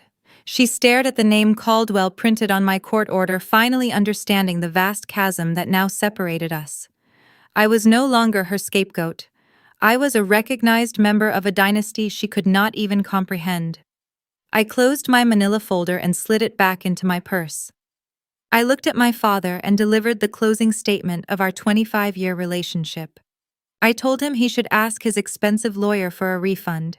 The destruction of their legal strategy cleared the final obstacle from the table. There were no more waivers to debate and no more emotional pivots to endure. The Griffins had played their entire hand and walked away with nothing but exposing their own guilt. The room went perfectly still, waiting for the final act to commence. Beatrice Caldwell stepped closer to the edge of the table. She had watched me dismantle their contract with a look of quiet, profound pride. Now that the defensive perimeter was entirely destroyed, it was time for her to launch the offensive strike. She gripped her silver cane and signaled to Richard. The attorney reached back into his leather briefcase to extract the final document of the night. It was time to show the Griffins exactly what their greed had cost them, and to reveal the massive financial remainder they had just permanently locked themselves out of. The destruction of their legal strategy left a void in the room. Thomas stared at my court order with vacant eyes, while his useless waiver rested on the white linen. He had nothing left to say. He possessed no further arguments to make. The offensive phase of his evening was entirely neutralized. Beatrice recognized the shift in the atmosphere. She understood that breaking an adversary requires two distinct phases. First, you dismantle their defenses. Then you introduce a reality so overwhelming it permanently alters their perception of the world. She stepped forward, closing the physical distance between herself and the table. She gave a slight nod to her attorney. Richard reached into his open briefcase for the final time. He did not extract a stack of scattered papers or a collection of invoices. He pulled out a single heavy folder bound in thick, dark leather. It looked like an archival ledger from a private bank. He stepped up to the table and placed the heavy folder directly on top of Thomas' waiver. The gesture was highly symbolic. The weight of the leather binding pressed the flimsy release of claims flat against the tablecloth, visually burying the Griffin's final defense under the crushing authority of Caldwell Holdings. Beatrice rested both hands on the silver handle of her cane. She addressed my adoptive parents with the measured tone of a judge reading a final sentence into the official record. She informed them that their reign of financial parasitism was officially concluded. The third-party trustee managing the anonymous account had received the necessary legal directives earlier that afternoon. The caregiver stipends were permanently terminated. There would be no more $12,000 wire transfers. There would be no more fraudulent expense reports to file. The primary mechanism funding their suburban lifestyle was dead. Thomas let his chin drop toward his chest. He understood the math of losing a monthly stipend. He knew it meant financial hardship and severe budget cuts. He assumed that was the extent of his punishment. He believed he was simply returning to a baseline of middle-class existence. He had no idea that Beatrice was about to reveal the true scale of his historic failure. Beatrice continued her explanation, guiding them through the hidden architecture of the trust. She explained that my birth mother was a visionary when it came to wealth preservation. She did not merely establish a checking account to cover my childhood expenses. She seeded a robust investment portfolio designed to mature alongside her daughter. The monthly stipends the Griffins had so eagerly stolen were merely the superficial dividends generated by the account. They were skimming the froth off the top of a deep ocean. The core asset, the actual principal balance, had remained entirely untouched for 25 years, quietly compounding interest in a robust market. The trust possessed a rigid secondary clause that superseded all other directives. The original charter dictated that upon my 25th birthday, the entire principal remainder would pass directly and exclusively to me. The blind trust would dissolve, and the accumulated wealth would instantly transfer into my sole possession. Beatrice paused. She let the silence build in the room, ensuring that every person at the table was paying absolute attention. Then she revealed the number. She stated that the principal remainder of the trust was $15 million. The figure hung in the air, suspended above the table like a physical weight. $15 million. It is a sum of money that breaks the standard arithmetic of suburban life. It is not lottery wealth or temporary fortune. It is generational capital. It is the kind of money that alters destinies, purchases silence, and builds unbreachable fortresses. The physical reaction from Brenda was immediate and visceral. She let out a sharp, breathless gasp. It sounded as though all the oxygen had been violently extracted from her lungs. Her shoulders collapsed inward, and she slumped back into the deep leather chair. Her carefully maintained posture dissolved into a puddle of staggering regret. She raised a trembling hand to her throat, her eyes wide and unblinking, as the mathematics of her catastrophic mistake washed over her nervous system. Brenda worshipped status. She spent her entire adult life trying to project an image of elite affluence to her neighbors and her country club acquaintances. She leased cars she could barely afford and purchased designer clothing on credit just to simulate proximity to true wealth. Now she realized that the ultimate symbol of affluence, the genuine $15 million heiress, had been living inside her own house for 2.5 decades. If Brenda had shown me a fraction of genuine maternal warmth, her future would have been permanently secured. If she had simply treated me like a human being, instead of a depreciating asset, she would be sitting adjacent to a vast fortune. A beloved daughter coming into a $15 million inheritance would naturally elevate her parents, sharing the windfall and ensuring their comfort. Instead, Brenda had chosen cruelty. She had chosen to charge me rent, to feed me generic food, and to mock me in public. In her relentless pursuit of petty change, she had permanently locked herself out of the greatest financial windfall she would ever encounter in her lifetime. She looked at me, and the reality of her historic blunder fractured her mind. She saw the generic clothing she forced me to wear, and the shivering teenager she sent to work in a greasy diner. She had treated a multimillionaire like an unwanted stray animal. The sheer magnitude of her own stupidity left her paralyzed in her seat. Thomas processed the number with a different kind of agony. He was a man who lived and died by the spreadsheet. He tracked electricity usage and calculated the depreciation of household appliances. Hearing the sum of $15 million caused his analytical brain to short-circuit. He had spent the evening trying to trick me into signing a waiver to protect a meager suburban estate. He thought he was playing chess against an unarmed opponent. He realized too late that he was fighting a war he had already lost 25 years ago. He looked at the heavy leather folder resting on top of his worthless contract. He recognized that his greed had blinded him to the larger picture. He was so focused on stealing $12,000 a month that he never stopped to wonder what kind of account could generate that level of passive income without depleting its core balance. His lack of curiosity, his fundamental failure to look past his own immediate enrichment, had cost him everything. He opened his mouth perhaps to ask a question or offer another pathetic apology, but Richard stepped forward to deliver the final logistical nail in their coffin. The attorney placed his hand flat against the leather folder. He addressed my adoptive father, utilizing a cold, clinical vocabulary. Richard explained that, anticipating the Griffin's predatory nature, Caldwell Holdings had taken proactive measures to secure the asset. Richard detailed the movement of the capital. The moment the clock struck midnight and the trust dissolved, the $15 million was not routed into a standard domestic bank account. The Caldwell legal team had orchestrated a complex wire transfer, moving the entire sum into a highly secured offshore financial institution.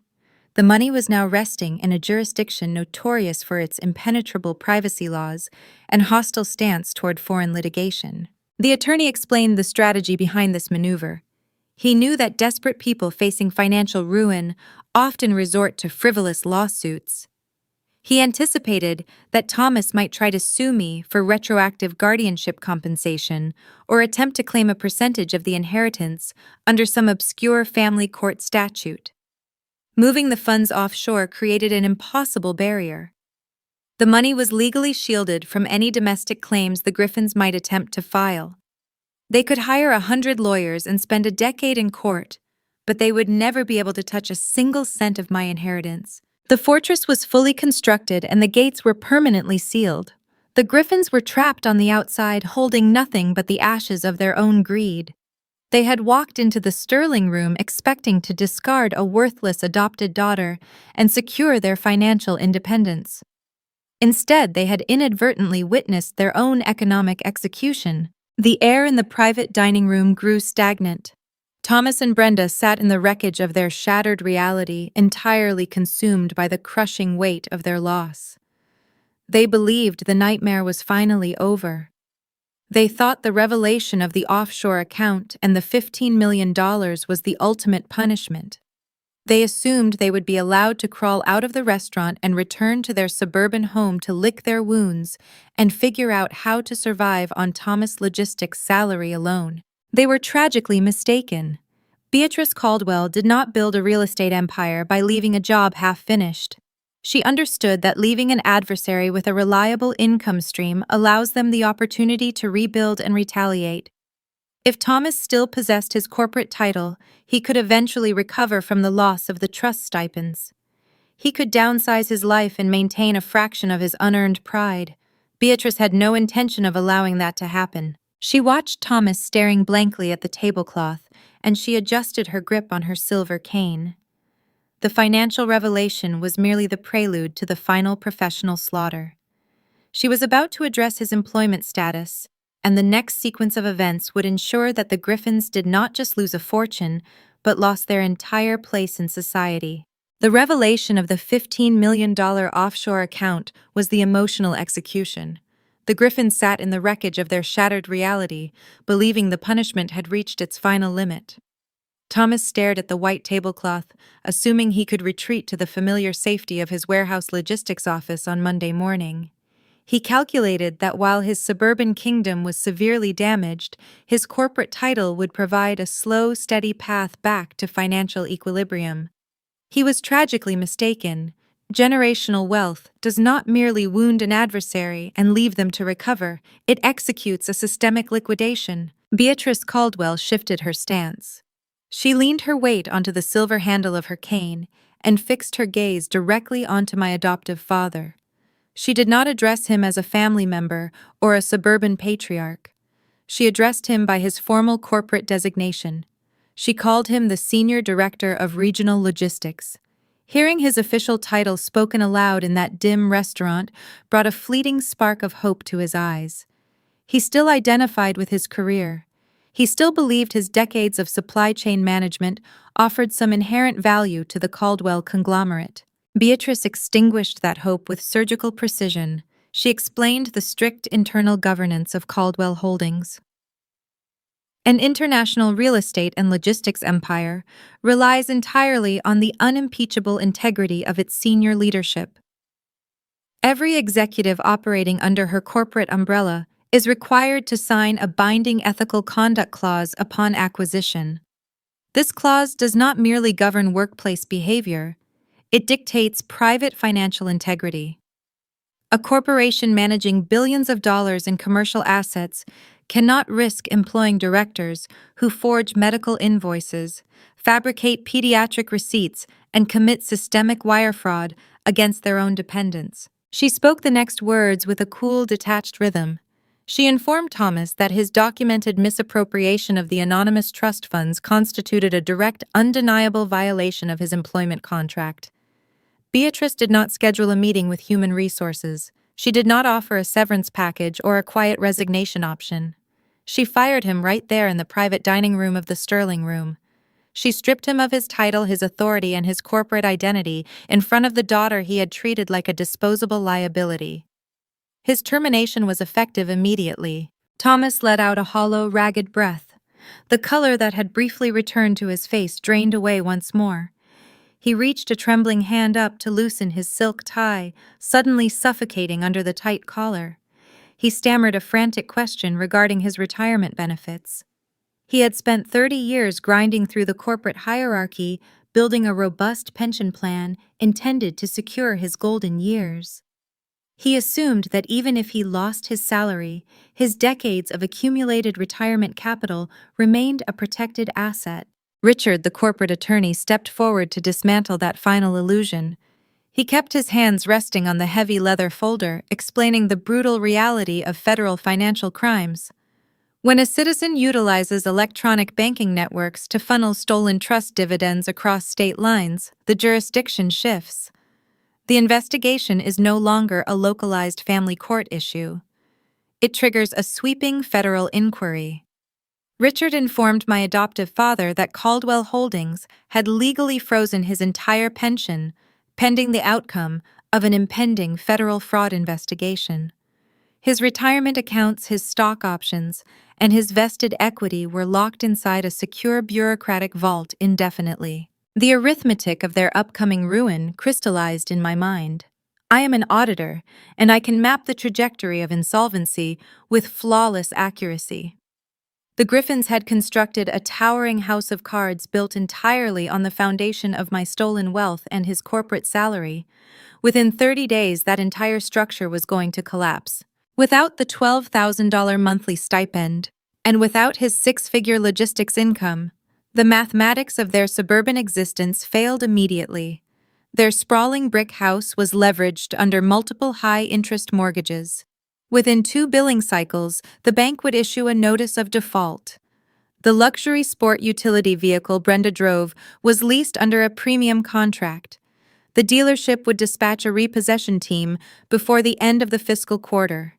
Their country club membership would be revoked for unpaid dues, resulting in a humiliating public expulsion from their elite social circle. The cascading destruction would not spare their golden child.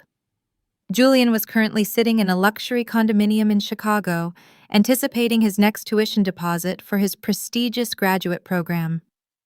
When the university billing department attempted to draw the funds, the accounts would register insufficient capital. Julian would face immediate, unceremonious withdrawal from his Ivy League track.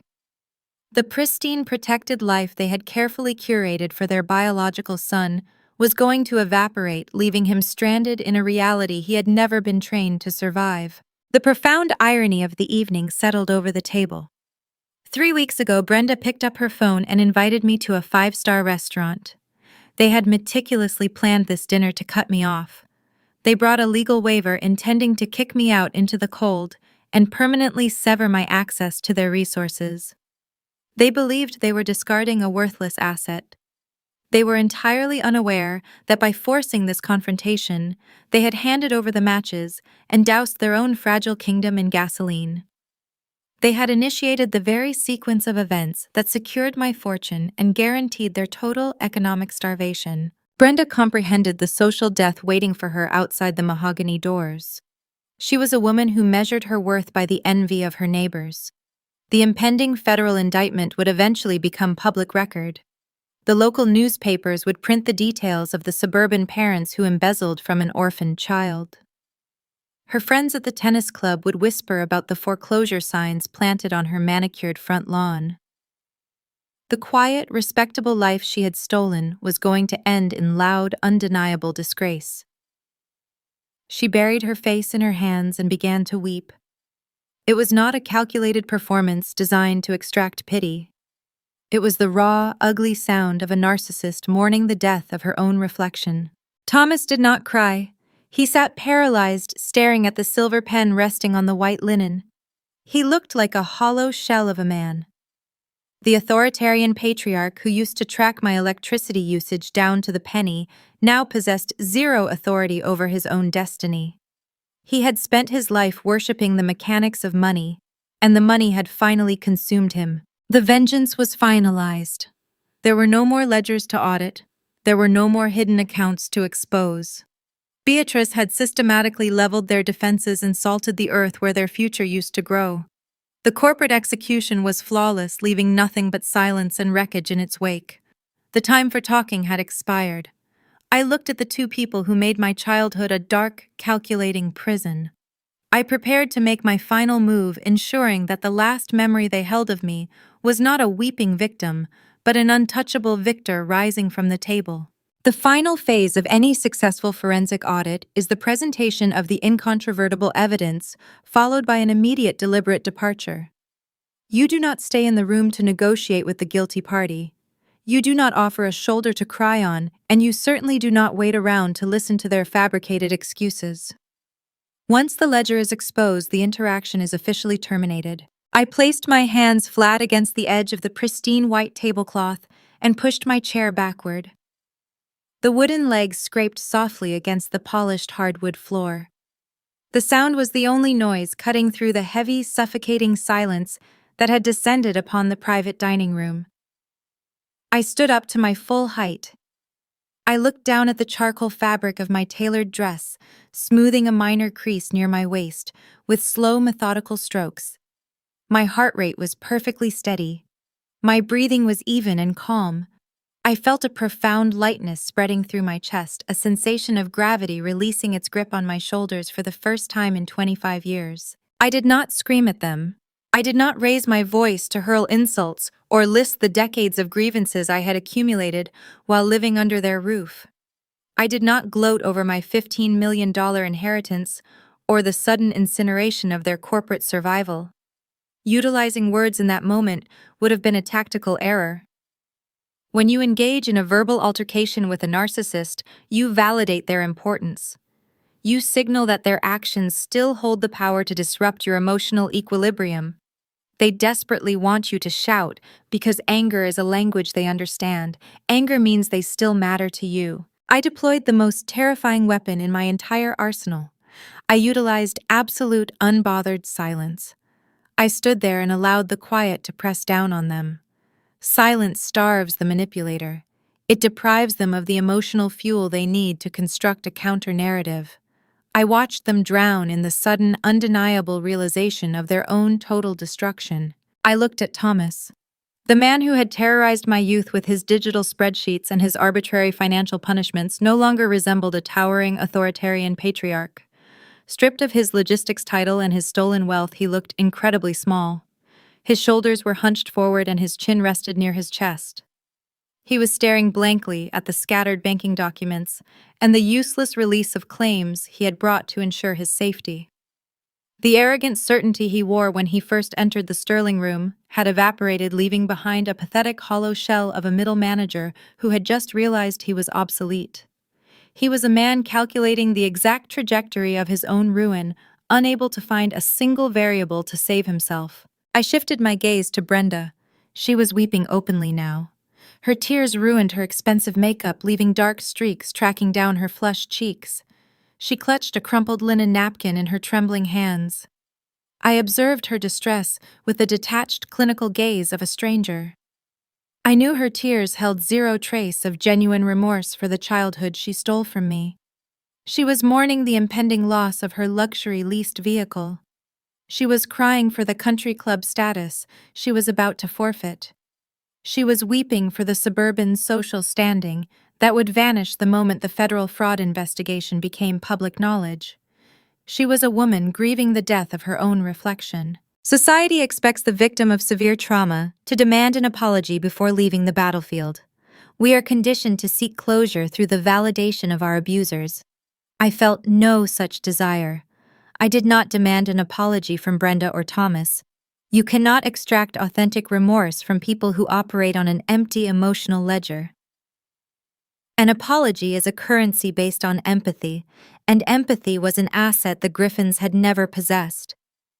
Attempting to force them to acknowledge my pain would have been as foolish as trying to withdraw physical cash from a bank account that had already been closed for decades. I accepted their bankruptcy and chose to leave the debt uncollected. I directed my attention to the center of the table, The silver pen Thomas had provided for my signature rested near my water glass. It was a beautiful writing instrument, heavy and polished, gleaming under the light of the crystal chandelier. I reached out and picked it up. The metal felt cold against my fingertips. I turned it over once in my hand, acknowledging it as the final tool of their intended manipulation. I reached across the table, holding the pen with a loose, steady grip. I placed it neatly beside Brenda's half-empty martini glass, aligning it perfectly parallel to the stem of the crystal.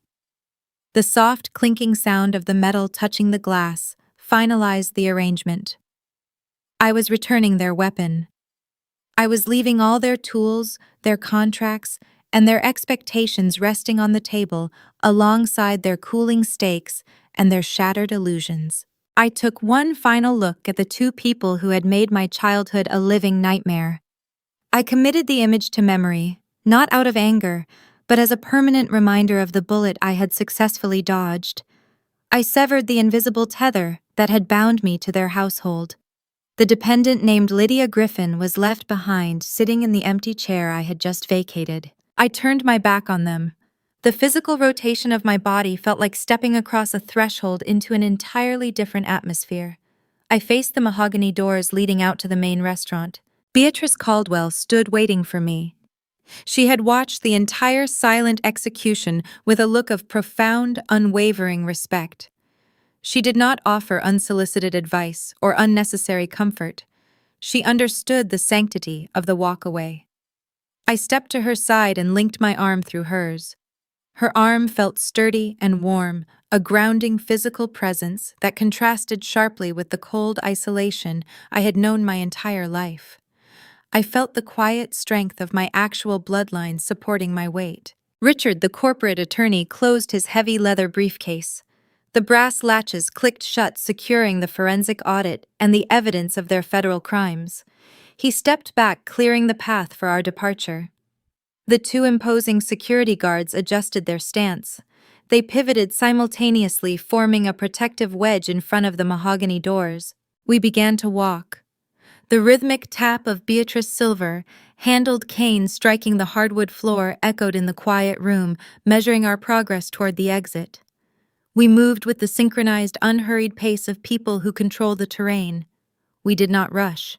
We did not look over our shoulders. As we approached the threshold, the restaurant general manager materialized from the shadows near the far wall. He opened the heavy mahogany doors with a swift, silent motion, bowing his head in deference to Beatrice. Through the open doorway, I could hear the faint murmur of the main dining room, the clinking of silverware, and the low hum of normal people enjoying their Friday evening. It was the sound of a world that continued to turn entirely indifferent to the catastrophic implosion occurring behind us. Just before we crossed into the hallway, a waiter stepped into the private room. He carried a sleek black leather folder holding the itemized bill for the evening. The Griffins had ordered premium aged steaks, expensive appetizers, and top-tier imported gin. They had accrued a massive tab, operating under the assumption that the dinner was a final, cheap investment to secure their freedom. The waiter approached the table and set the black folder down right next to the worthless legal waiver and the silver pen. I let the poetic justice of the arrangement settle over the room. Thomas Griffin, stripped of his corporate logistics salary and locked out of the trust fund stipends, was now sitting in a high-end steakhouse staring at a bill he could no longer afford to pay. He was left in the suffocating silence of his own making, forced to calculate the cost of an execution dinner that he had hosted for himself. We stepped out of the private dining room, and the heavy mahogany doors swung shut behind us. The latch clicked, sealing the Griffins inside their tomb.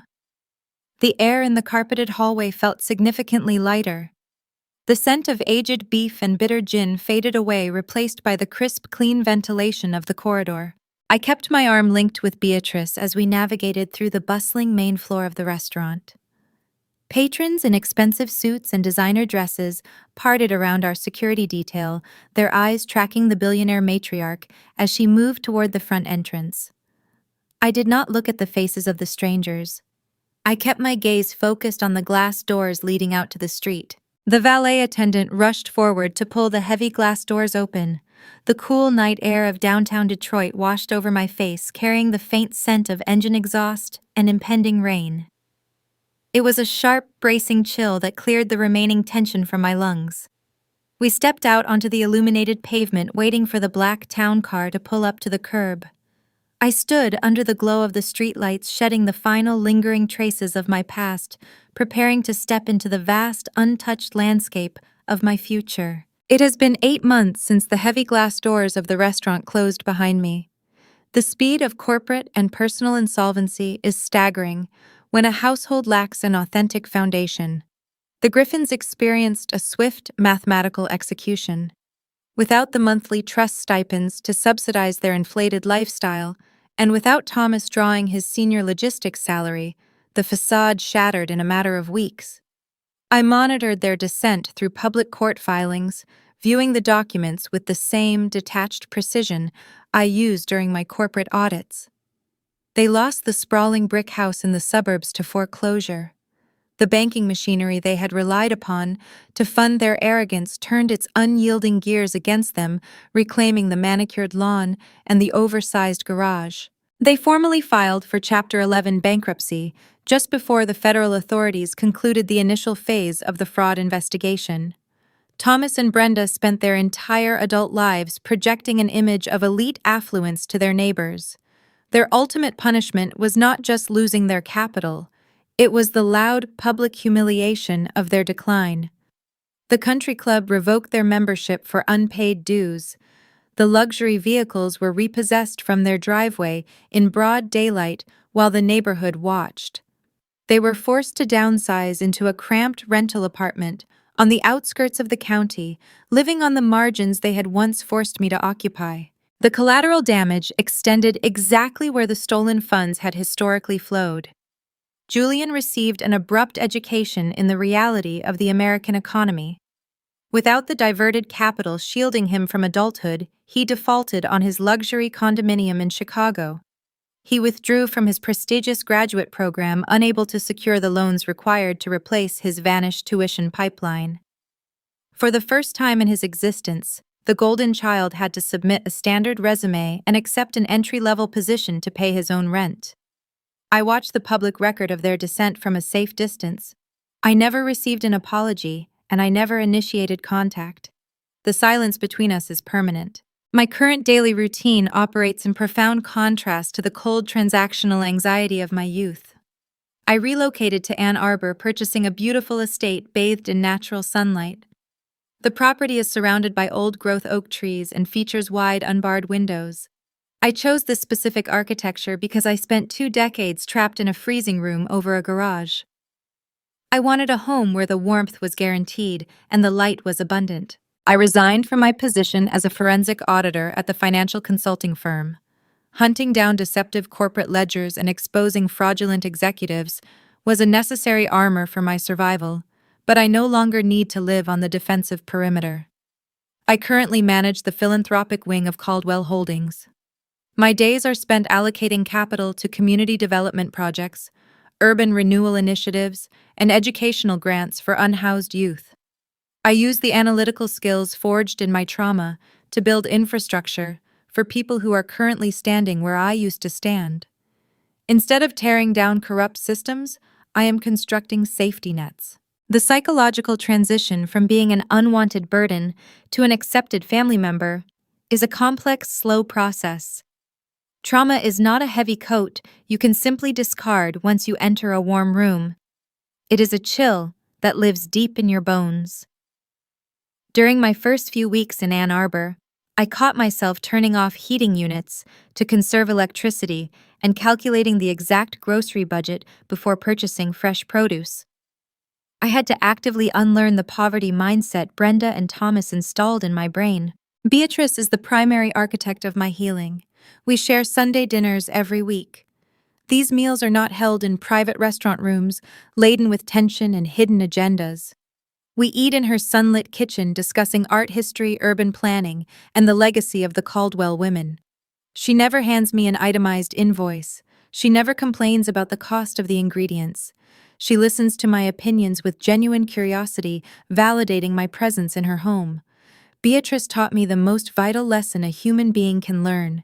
She taught me that true family is defined by genuine affection and mutual respect, not by financial utility or strict subservience. The $15 million principal remainder from my birth mother's trust sits in the secure offshore account untouched. I have not withdrawn a single cent to purchase luxury goods or fund an extravagant lifestyle. Wealth of that magnitude serves a much higher purpose than superficial consumption. It operates as a quiet, unyielding moat, protecting my peace.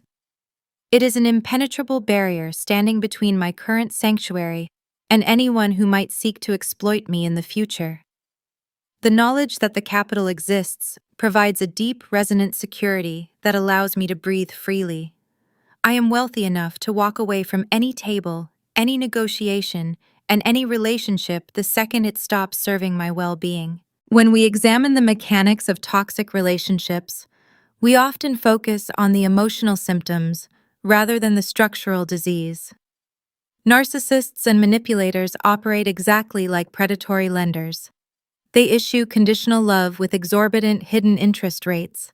They demand you shrink your personality, silence your needs, and perform endless acts of gratitude just to maintain a baseline level of acceptance. They convince you that you are a liability while secretly relying on your endurance to sustain their own fragile egos. They manufacture a sense of scarcity, making you believe their table is the only place you will ever be allowed to eat. This is a profound illusion designed to prevent you from recognizing your own inherent value. A relationship that requires you to constantly justify your existence is not a bond. It is a hostage situation disguised as a dynamic. The most dangerous lie an abuser tells is that your worth is directly tied to your usefulness. They calculate your value based on what you can produce for them, what comfort you can provide them, and what secrets you are willing to keep for them.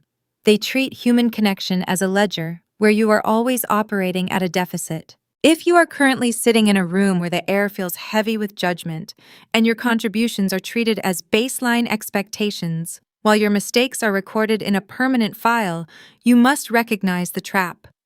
If there is someone in your life who only values you when you are useful to their bottom line, whether that bottom line is financial, emotional, or social, take this story as your ultimate sign.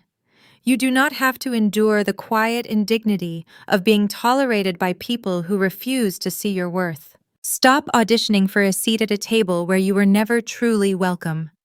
You possess the unalienable right to stand up, push your chair back, and walk out the door.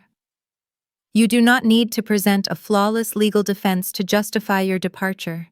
You do not need their permission to seek a better environment. You do not have to earn the right to be loved. You simply have to be brave enough to leave the people who demand a receipt for their affection. This is my final audit. The accounts are settled, the fraudulent debts are erased, and the ledger is finally balanced. Thank you for listening to my journey. If you found clarity in this narrative, share it with someone who needs to hear it today. Drop a comment below if you have ever had to walk away from a transactional relationship to save your own peace. I will read your stories. Until next time, protect your peace and guard your borders. Looking out the tall glass windows of my Ann Arbor estate, I watch the morning light filter through the branches of the old oak trees. It has been almost an entire year since that defining dinner in downtown Detroit. I am no longer the anxious girl calculating the cost of her own oxygen or tracking the utility bills to avoid a suburban lecture. I am a woman who sleeps incredibly soundly, knowing her perimeter is absolutely secure. The $15 million principal remains safely tucked away in an offshore account. I do not need to spend a single cent of it to know it is there. It functions as a quiet, invisible fortress, keeping the chaos and cruelty of my former life permanently locked outside the gates. Beatrice and I spent this entire morning sitting at her kitchen island, reviewing philanthropic grants for Caldwell Holdings. We carefully directed significant funding toward legal advocacy programs intended for vulnerable youth navigating the state foster system. I now use the sharp analytical mind that Brenda and Thomas inadvertently forged to build safety nets for people currently trapped in the exact margins I used to occupy. The transition from a relentless forensic auditor hunting down corporate fraud to a woman distributing genuine systemic relief has been the most profound psychological shift of my entire life. I no longer live on a permanent defensive footing. I am finally building something beautiful that will actually last. When you survive a deeply transactional household, you carry the invisible scars into your adulthood. Healing from that environment is not a sudden cinematic epiphany. It is a slow, methodical process of actively unlearning the toxic lies you were forced to memorize. Looking back at the comprehensive forensic audit of my own traumatic childhood, I have extracted 5 fundamental truths that currently guide my reality. First, you must understand that money is merely a logistical tool, and it is never a valid measure of human worth. The people who equate your personal value to your financial output are morally bankrupt in the only currency that actually matters. Second, silence is the most devastating and highly effective weapon you can possibly deploy against a skilled manipulator. When you completely refuse to engage in their dramatic emotional theatrics, you starve them of the psychological fuel they desperately need to maintain their false narrative. Third, true family is defined entirely by mutual respect and consistent positive action. It is absolutely not determined by a legal document, a shared roof, or a forced legal obligation. Biology or adoption only provides physical proximity, but genuine, enduring love requires a daily conscious choice. Fourth, the difficult survival mechanisms you are forced to develop in the dark can eventually become your ultimate armor in the light. My specific ability to read a fractured balance sheet quite literally saved my life and secured my freedom. Your unique resilience is a profound asset that no one can ever repossess. Fifth, and most importantly, you never have to earn the right to be treated with basic human dignity. A relationship that requires a constant daily audit of your ongoing usefulness is nothing more than a hostage situation disguised as affection. The Griffins taught me exactly what love is not. Beatrice taught me exactly what it is. I sit in my sunlit kitchen today entirely free from the suffocating ledger of their cruel expectations. My personal accounts are balanced and my emotional debts are permanently erased. Thank you for taking the time to listen to my journey today. If you found clarity or comfort in this narrative, please take a moment to subscribe to Senior Echo Stories. We regularly share powerful accounts of people who walked away from toxic tables to successfully build their own peaceful empires. Drop a comment below to share your own personal experiences of setting strict boundaries and reclaiming your peace. I will read your stories. Guard your borders and always remember your true worth.